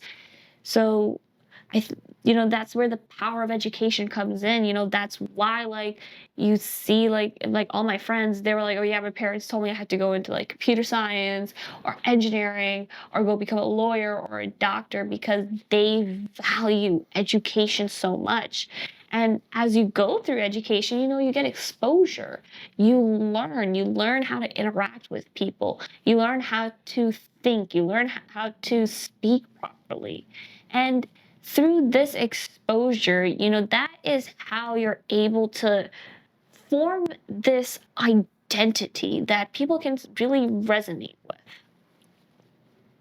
It's beautiful. You guys have any curiosity? I've actually photographed many Indian weddings, so I love your culture. It's really beautiful, and I think there's a lot of respect that they have for one another. It's never just like, um, I'll push you off to the side because you don't know something. They're very welcoming. Like, um, in the beginning too, I wasn't exposed to the culture, and they just like embraced me and um, just like walked me through what I should expect, and very charitable with like knowing I'm not of the culture, but embracing me into the culture. And like, so now every time I go, like, I know what to expect. And it's really beautiful to see the family environment and how they all like look out for each other. And they celebrate well. You know, they go, wow, I love that. Food? The food, I'm the down for the colors. food. Oh my gosh, it's great. Yeah. And also one thing that before I know Kevin, you probably have a, but one thing I do like is even now you get to see more Bollywood in the U.S. And not only that, it's colorful, but there's a lot of comedy in it too. I love that. And the dancing, it's like a folklore of dancing and being happy. I do like that. I was watching as a matter of fact, there's a movie called The 100 Feet Journey. I don't know if you guys seen it. It's a beautiful, true Is story. that the restaurant movie? Yes, the restaurant What happened? right across right across the street. It's even like the movie done Slumdog Millionaire Hmm. is like such a amazing film. Um, like I love that. I love the fact that they love music and they're always dancing. They're like, yeah, let's go, you know. So how much of that do you have? Because I know you know, you live here most of the time. How much of that you still have? I think it's part of me every single day. It really is because it it's just who I am, and I just love this stuff so much. Like, I'm not gonna lie, sometimes when I'm driving to PT, I'm blasting Bollywood music. Like, it gets me hyped. It's just so fun to listen to. Whenever I'm with my best friend and we're driving, going somewhere, she has my phone in her hands and she's like, okay, this Bollywood playlist next, like this song next, and all that. So, like, it's just, it's, I treat it like a normality for me. It's so normal in my life. It's like I'm enjoying the simple things in my life. Have you visited India often? Yes, I just went back in You January. did? Yeah. Oh my gosh. Wow. What's it like? Oh my God. You know, I I don't even know how to explain it. It's just there's just so much. It's just you can very much just see the history of the country, seeing how they are rebuilding themselves after the British Empire. You can very much see the funny dynamics you see with parents scolding their kids, or like the very cute moments when you see a kid going to their grandparents. The rickshaws, they're my favorite. Like, they're so iconic to me. I love sitting in them. And then just, you're seeing the street food vendors, you're seeing the merchants who are selling on the side of the streets. Like, it really just shows that, like, how we put ourselves out there, how we're building ourselves up.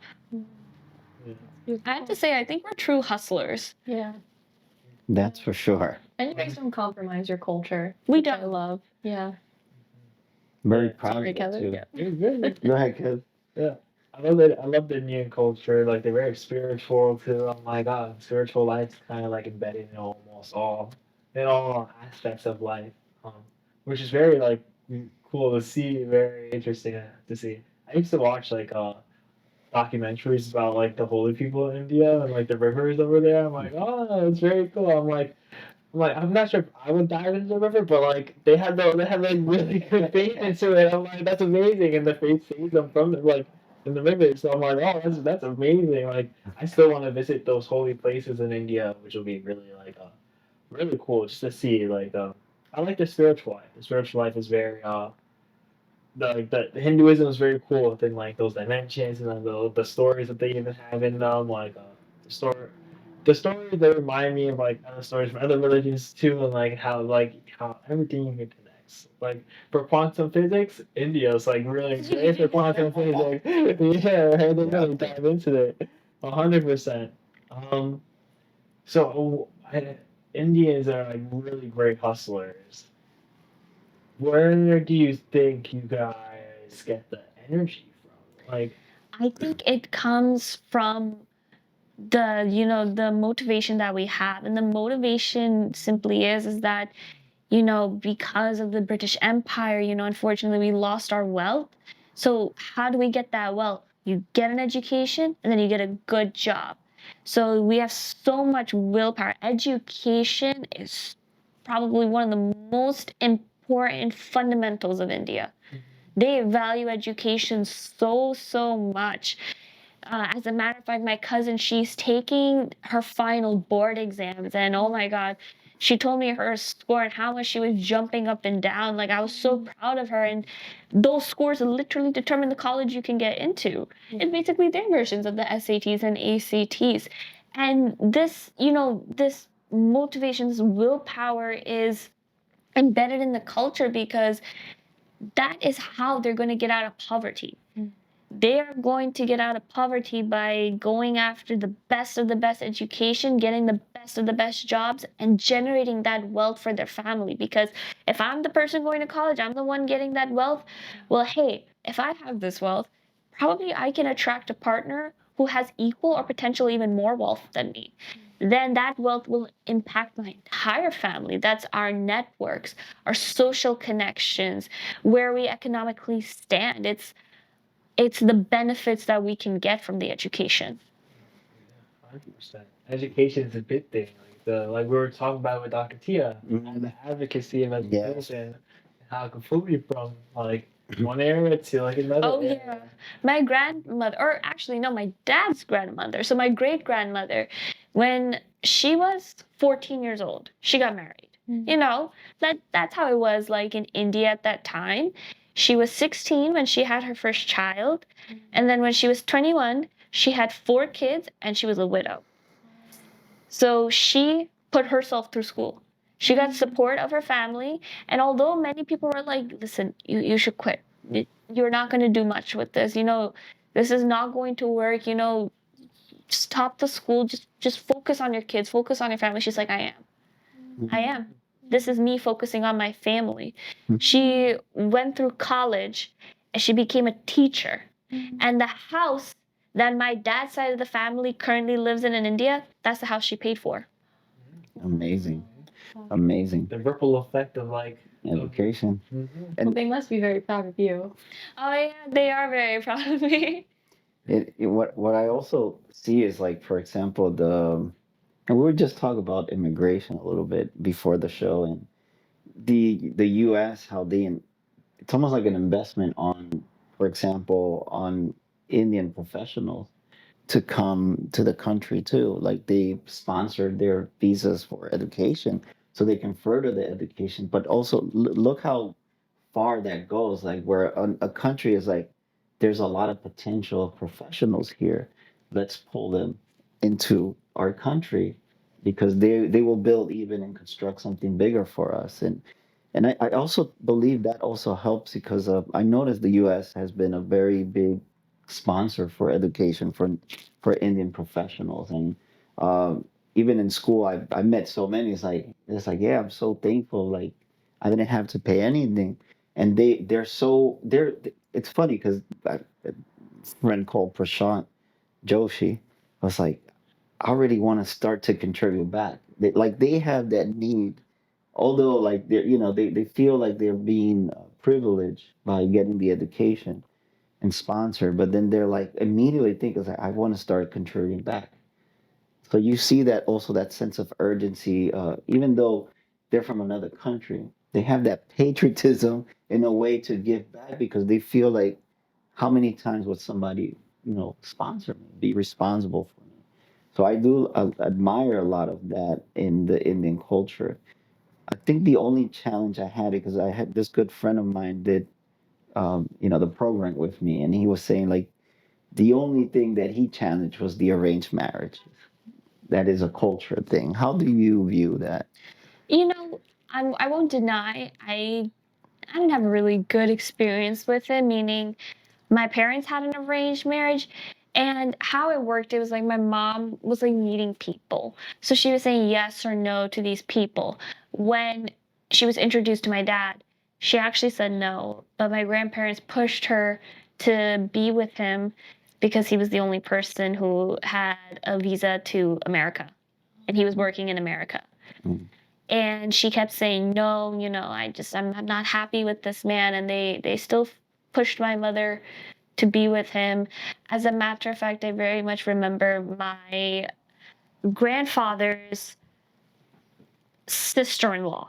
So his brother's wife apparently saw my mother, saw my father, and they went to she went to my grandparents saying, do not let your daughter marry that man. Do not let your daughter marry that man. And they didn't listen. They were like, no, he has a great job. He will take care of our daughter. He will provide her well. They get married and they move to America. And it was just a nightmare for my mother. Mm. Yes, he had a great job, but, he was abusive to my mom. Mm. And he was more verbally, emotionally, mentally abusive to my mother. And this is early 2000s. And to us, abuse meant sexual abuse or physical abuse. So we did not understand this concept of verbal and emotional abuse that I don't think even my mother understood the abuse that she was going through enough to be able to communicate that to other people, saying that this is the abuse that I'm experiencing. This is abuse. And my mother was so terrorized. And she's in a totally new country. Her family's Yeah. in India. Yes. Like, my mother, she grew up very well.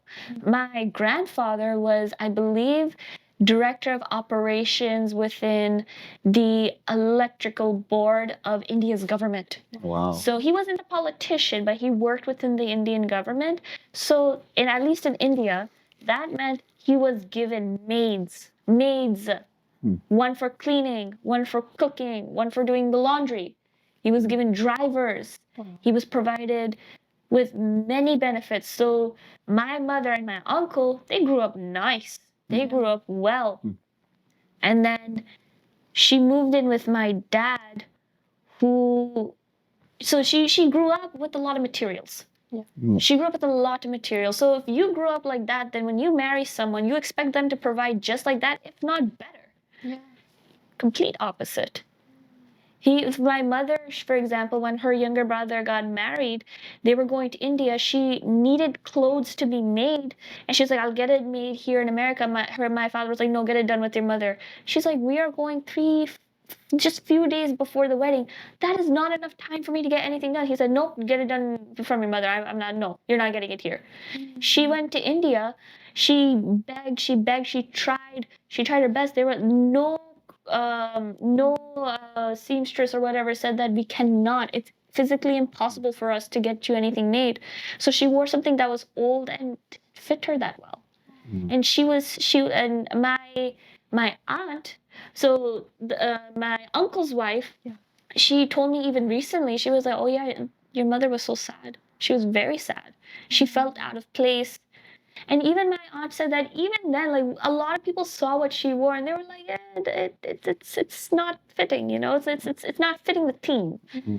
And see, I'm saying that's one thing, but it's so much. Like anytime my grandparents would give my mother money, my dad would take it from her. Anytime she wanted something nice, it was no, get it done, get it from your get it from your parents. My parents are not here, they're in India. I'm here with you. I'm married to you. I'm married to you. You have such a nice job. Why can't you provide for me? And then any little thing, he yelled at you for it. He terrorized you for it.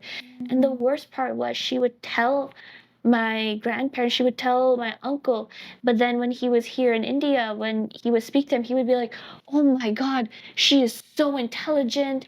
She is so smart." And they would be like, "But there's nothing wrong with him. He loves you so much. He talks so well." She's like, "No, he is giving you a different face." When I was born, my mother was so happy that she had a daughter. She's like, "I have a daughter." Yeah, she was like, "I wanted a daughter." She was so like dead set on having a daughter that she didn't even want to find out what the gender was. She's like, I already knew you were a daughter. That's Word for She word, like that's manifested you. yeah, she manifestation, I guess. And when I was born, like in the Indian culture, we traditionally we get our ears pierced within like the first month. Like that's like the first piece of gold we ever get as babies. My father said that if you pierce my daughter's ears, I will throw you out of this house. Really? Wow. Yeah. My mom wanted to she wanted to do girly things with me, and he took that away from her. Hmm. And like for example, like she wanted me to have nice long hair. He got my head shaved. Wow. And my father would then tell me things like, "No, your mom didn't want you. You want you to have your ears pierced. Your mom also wanted you to get your head shaved." Then when I spoke to my grandparents, they were like, "What? Are you crazy? Have you met your mother? Do you not hear how many times we say how we raised your mother and what type of a house we raised your mother in? Your mother wanted your ears to be pierced. She was threatened by him. Your mother did not approve of your head getting shaved. She was so sad. She cried to us, but in front of him, if she said anything, she didn't know how he was going to react." How's your mom today? She actually passed away. I'm so sorry. She passed away, and well, when I was a little girl, and my parents were separated too. So they separated when I was 2. My mother had enough. So she separated from him. And the separation was a very nasty process. And quite frankly, from what I've understood, there were things that happened on both sides. Yeah. And unfortunately, I don't think I'll ever get the real, true, full story. And when my mother was still here, I would grow up with her. I was very much a daddy's little girl. I was. I mean, I was a kid. Of course. Yeah. But when she passed away and I moved in with my dad, then I realized why she left him. And I have that regret a lot that like I didn't believe her, I didn't listen to her. You were a child.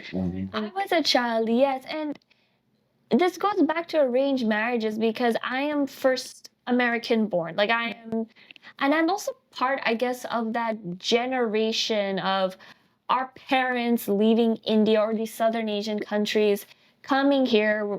Like my peers, we were pretty much all of us were first generation American born, and we are seeing like the toxicity of our parents' marriage and just kind of seeing how that negatively has impacted us. Yeah. Like like people talking badly about you all the time, like your parents constantly criticizing you or constantly yelling at you, or them always fighting and then wanting to use you as a support system. Yeah. And then how that becomes such a emotionally draining responsibility that you never even asked for. Right. And you can see how it's like it's messing up a lot of my peers, like a lot of bad habits that they're into, and even just how they are with other people. Like they can be very gossipy with other people. They can be in some way, shape, or form. Like I'm very disappointed to say that I can see some of my peers turning into our parents. So will you be like the change in the pattern with arranged marriage? Absolutely. Yeah. Look, arranged marriages are not at all bad. Right. It's just it needs to be equal on both sides.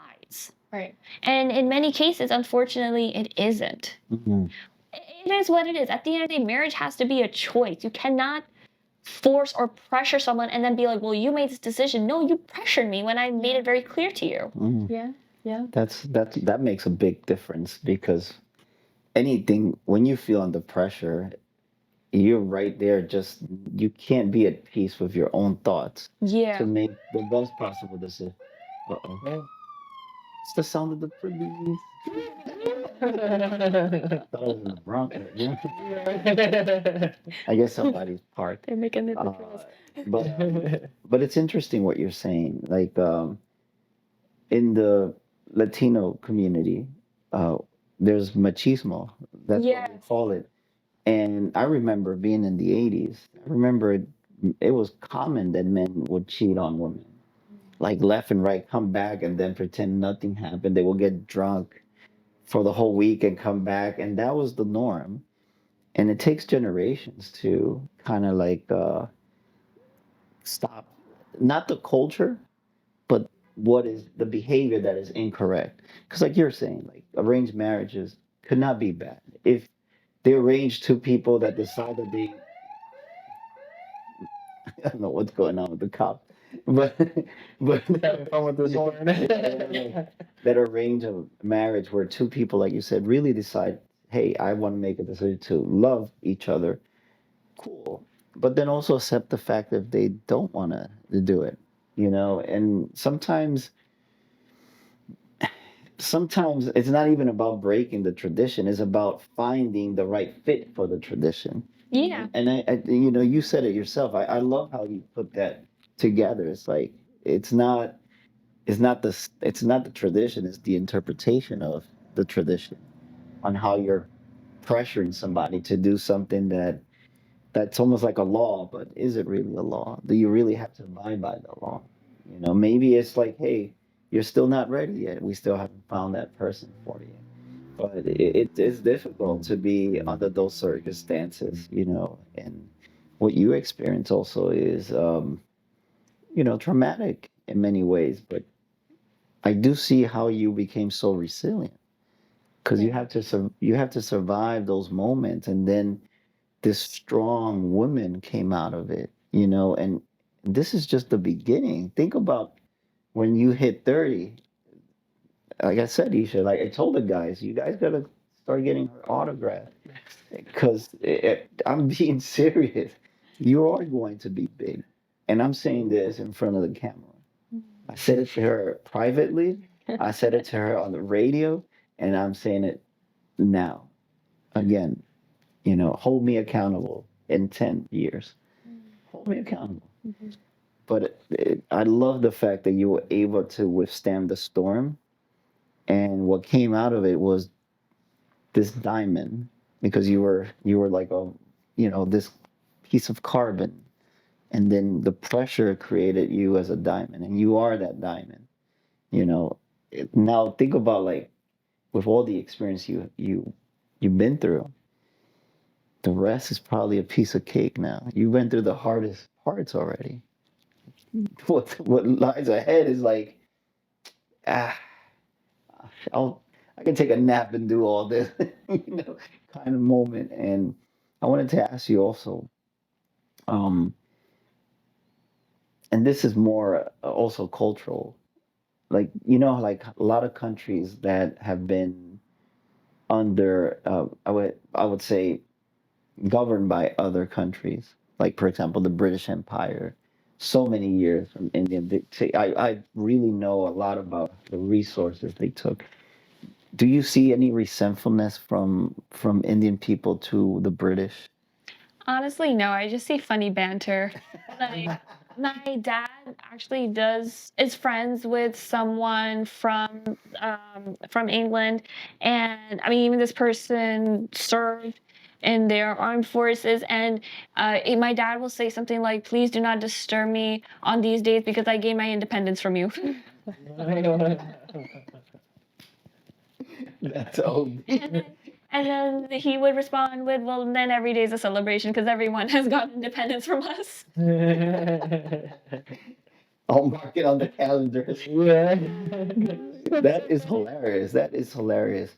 But that's one thing I do notice. There's no resentfulness, from the Indian people to the British people that got colonized for so long. What do you guys think? When you focus on getting yourself to be better, I don't think you can resent. I think that's only going to be a limit to what will hold you back. If they're gonna, if you resent something from it, it's gonna be like, oh, I don't have education because of the British. But it's like, oh, we can hop into the education. And you know what? The British might have taken all this, but like, we want to make ourselves better. We want to rebuild. This is how we're going to rebuild. When you have like a goal and purpose, then it makes it easier to rebuild. Like some people are still holding on to slavery, right? And yeah, slavery, it's a terrible thing. And like sometimes because of that, like the starting line was here for some people rather than over here, and the starting line for some other people was up here. So those starting lines weren't there, but it's like sometimes it means you just gotta put in like extra, Work. yeah, Yeah. harder work for it. Doesn't mean that it's gonna be fair, and and we can't redo what our past generations did, but the way to amend them is through the hard work, through the hustle. I mean, when you have purpose and a mission, that purpose and a mission like is the full on light that goes around everything else that was trying to be a cloud. So like that purpose and mission is the biggest light. You know? Mm. What are your thoughts on them? Um, yeah, I just blanked out. I'm sorry. No, it's okay. Because I do think like what people from India did was not focus on the bad and focus on all the good things that came from that unfortunate event. Like for example, um, before the British, they didn't speak English. It was only Hindi, right? And think about it now, because they speak English, they're able to easily mobilize everywhere. I do think they were able to exploit the best out of the bad, and that also created the resilience they have, the open mind of opportunities, the fact that like I can create from clay, I can make a building, and it never let them stop themselves from, even migrating somewhere else. They adapted because they understood what it was to be under somebody else's domain, and now that they go freely somewhere else, they understand the level of respect they need to have. That's what I like a lot about the Indian culture. And another thing I like is and I'm not knowledgeable on this, so don't quote me, maybe you can help me out a little bit, is I understand, like, and Prashant was telling me this, like, for example, somebody, I think there's a certain age when they give them all this gold. I'm ignorant in the fact, but he Yeah. gave me a brief explanation. What is it that So about? I personally don't have that within my household. It's like a household type of thing. But like gold is such a huge like thing within the Indian culture. Like if anything, you're basically covered in gold as a baby. So it's like I even apparently I still have like bracelets and stuff like that from like when I was a baby, and I was like, is there any point in me holding on to this? It's not going to fit my wrist anymore. So it's like it's so amazing just to see the amount of wealth we really do have, and how like in some way shape or form it's like easy access for us to have that type of wealth. Mm. Like gold is like divine materials, purest of purest rocks, purest of purest metals. Like gold is one of those like it's like from the sun. You know? Mm. It's like you're getting blessed by the sun, and all that gold. Yeah. It's just beautiful. And like what I think It's so fascinating is just to kind of like see how gold is so casually spoken like in the culture. And I'm just like I'll hear like, oh, like, oh, you want to make like a little diamond earring? I was like, diamond? They're like, yeah, you just have gold ones on right now. Let me get you a diamond one. And I was like, what? Like, how are you? I'm just like, hold up, we are talking about like very expensive materials here. They're like, yeah, it's just gold. Diamond earring. Like, what about it? That is Yeah. funny. The Indians have like such good masonries too. They're so resourceful as well. I'm like, I never like that. I love Indian culture a lot. It's nice. It's cool. Yeah, I like the fact that also of a Spanish background. Uh, but I do think we have a lot to learn if you're Hispanic on how, like, for example, the Indian community protect themselves. And also, like, for example, the Jewish community does a great job on, protecting their culture and protecting their community. And also like their people, which is very important. I do think, like, as Latinos, we need to understand that it takes a village to raise people, and we need to, I guess, be more proactive on that aspect, on understanding like unity is important to want our culture to be built up. And I see a huge opportunity. We say we're united as Latinos, but we're really not that much. I always say, like, who you really are when things really get ugly. That's when you really show your true colors. And showing your true colors, what will you say so we can actually round this up a little bit? Um, what will you say are your true colors, your true identity as the woman you are today, and your and what you project yourself to be in the next 10 years? I kind of gave you a hint, but I think my true colors to who I am today, I attribute that to my moments of growth. Because they gave me a lot of perspective on who I am, what I've learned, and how I can really evolve for the better. And I carry that into who I want to be in 10 years because I want to take those lessons and still apply it because I've yet to experience so much. So I want to go in with that open mind and say that I am ready for these moments of growth no matter how scary they are. what about you guys?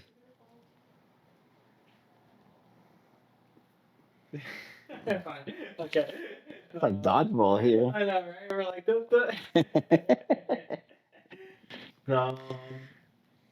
I would say today I am talking about identity, right? And like projection of ourselves. Mhm. Okay. So today I am still discovering who I am. I am a I'm intelligent, problem solving, and a athlete. And Autumn's Wayne, man. Yeah. Hold You're, right hand. you're like Robin, bro. Right. Yes, literally. Uh, We'll delete that. that's perfect. I'm messing with you guys. And then in 10 years from now, what I will have is I'll have a lot of wealth. I believe I'll have different corporations. I will also have a wide network of, a lot of like wide network of friends that would love to just like come into like different projects and do like different things. Um, and I'll be an adventurer. Like, oh, I'm still adventurous now. It's just that the adventures will just get more elaborate. Mm. And hmm, what else would I'll still be humble. I'll find like 10 years from now I'll be getting more than what I get. You Mm. know, like but at the same time I know I'll get a lot more. Like, I'm like, it's gonna be such a weird balance of being like I'm trying to give away, but too much is coming in right now. Like, It's I like, can't ah, give it. it's like I can't take it anymore. Yeah, literally. Just take them all. Things like that. I like that. I like that. What about you, Autumn? Um, I'm I'm a daughter of God, and I am okay with not knowing and being okay in the waiting. Um, yeah, and also how important trust in my life, especially like as the woman I am today, is something that I've really grappled with, and it's so important to have trust in your heart. Um, so that's something that's still currently in progress. I'm tangling with the word trust, what it means to trust God and to trust um, that there's good things ahead, and I will not fear the unknown um, because the unknown is a gift. And 10 years from now, I hope to still be somebody who gives with all her heart and loves fiercely and deeply and stands with my arms wide open, ready to accept and ready to surrender. Because those are postures of my heart that I never want to lose.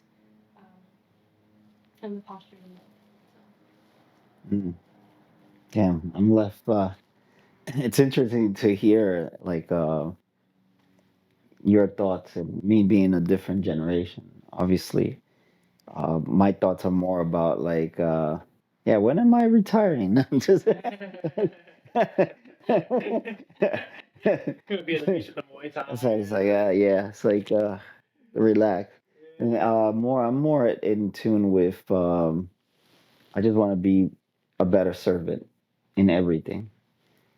And I hope one day with what we're doing, the projects we're working on today, it catapults us to be able to give everything pro bono. Mhm. Because as much as you get, you should always be very thankful, blessed, but at the same time, the biggest blessing is giving away. And giving away doesn't mean just money, your time, your knowledge. There's more that you can always give without thinking that what is it that you're going to receive in return. Because there is no glory in receiving. I believe there's more honor when you give. And you give without even thinking about anything. It's just like the mark you leave on people. And I believe that is my object my objective goal is that it's just to as much as I joke I want to retire when I'm 55, but I don't think I'm going to stop working because I'm always going to find something to do, especially with the profession I have.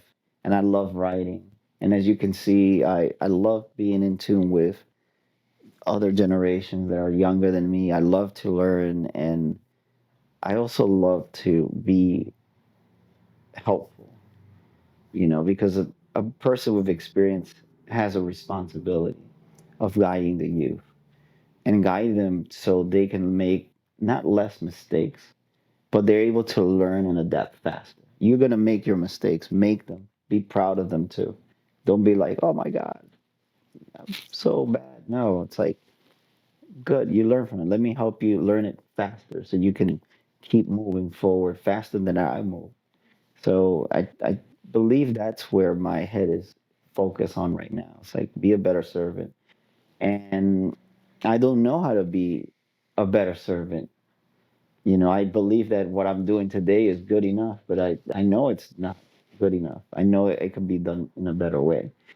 And maybe this platform is a beginning to that transformation too. I don't know what my metamorphosis is going to look like, but I don't even think about it because what I do think is the people that I'm surrounded with today, how much I love them. Yourself, Isha, you guys, and that to me is the real value of my present and my future. Think about it. Like, I just think about this. It's like 10 years down the line, Isha is giving a debrief in a big channel, and I'm going to feel so content of her glory moment. Even if she, let's say down the road, she doesn't even call. It doesn't matter. It doesn't matter to me. But seeing that I was once, something of me is in there, and I was able to help. And I don't care about the recognition. That right there to me is like my moment of like saying I feel honored because look at her now. And the same thing with you guys. The same way, like the day you guys outperformed this whole thing, it's like, you know, we started somewhere.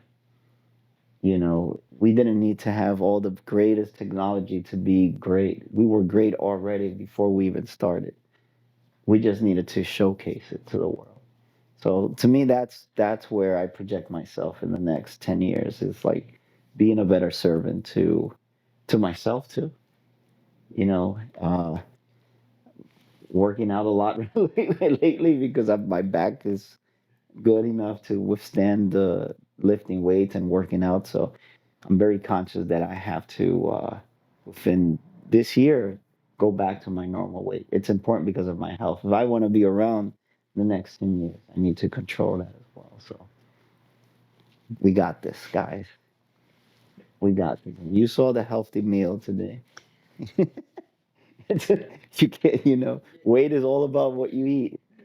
Working out is health. So, what do you, last thing before we close the session, and I'll leave you for the end.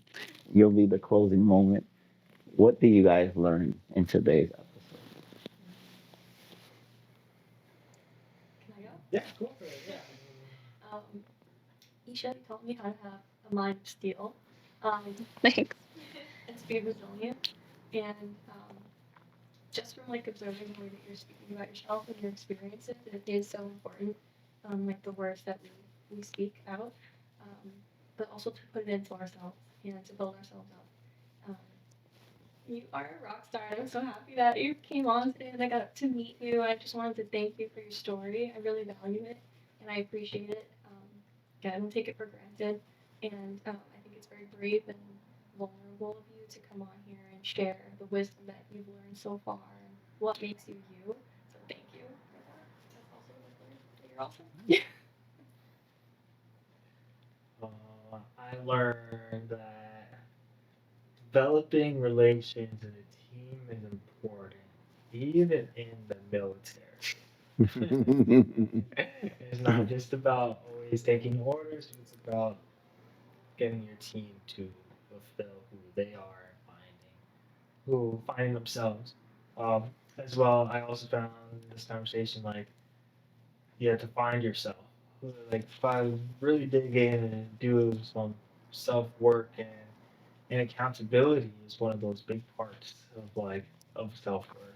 We talk about accountability a lot in the show where in order to really find yourself you do have to be accountable to yourself. There's no blames on this or that. Like it's just like point it inwards and figure out how to get yourself to be more outward. Um, also learn that to grow and develop in somewhere where you're nervous, you gotta push past the zone of no return and you gotta expose yourself to that moment of no return that over and over again because that's what's gonna build and fortify you to become braver at it because the fear of it can be there. It's just that you're braver in overcoming it. Mhm. Um, I learned, and I also learned that like Indian culture is awesome. Like if I get some more gold. You gonna use bling, Kevin? Yeah, right. If I get the blinks. Yeah. That's awesome. What did I learn? That fear is real, but more real is confidence. And it's more real because fear just comes in a moment like a ghost, like a wind. But confidence is something you build, you structure for yourself, you build, and fear requires walls, confidence requires bridges where you create more safe networks. I did learn a lot also from your perspective of communication and how important it is to not only the why, but also to be diplomatic without crossing the line of being a liar. And also how you are looking into recruitment through transparency, and by being yourself and selling the great things that you know you will have to that the armed forces can offer.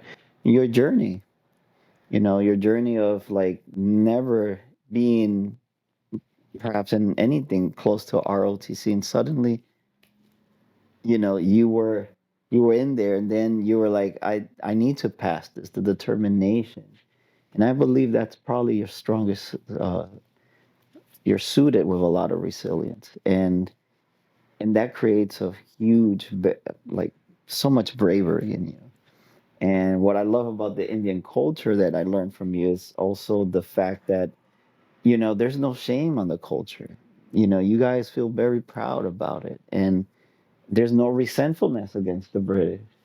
As a matter of fact, you build bridges to construct new things from it, and the adaptability and how Indian people value education because it's the gate out of poverty. So I really value what I learned from all of you guys today is so many things that I can use in my life too. So I learned the power of empowerment.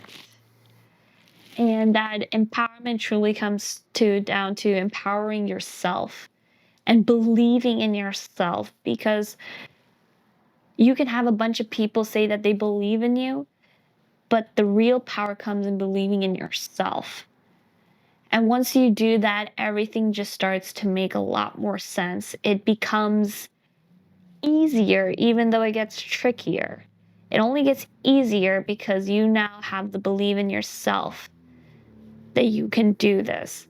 And that's what then makes it easy to be a role model and be able to then empower other people.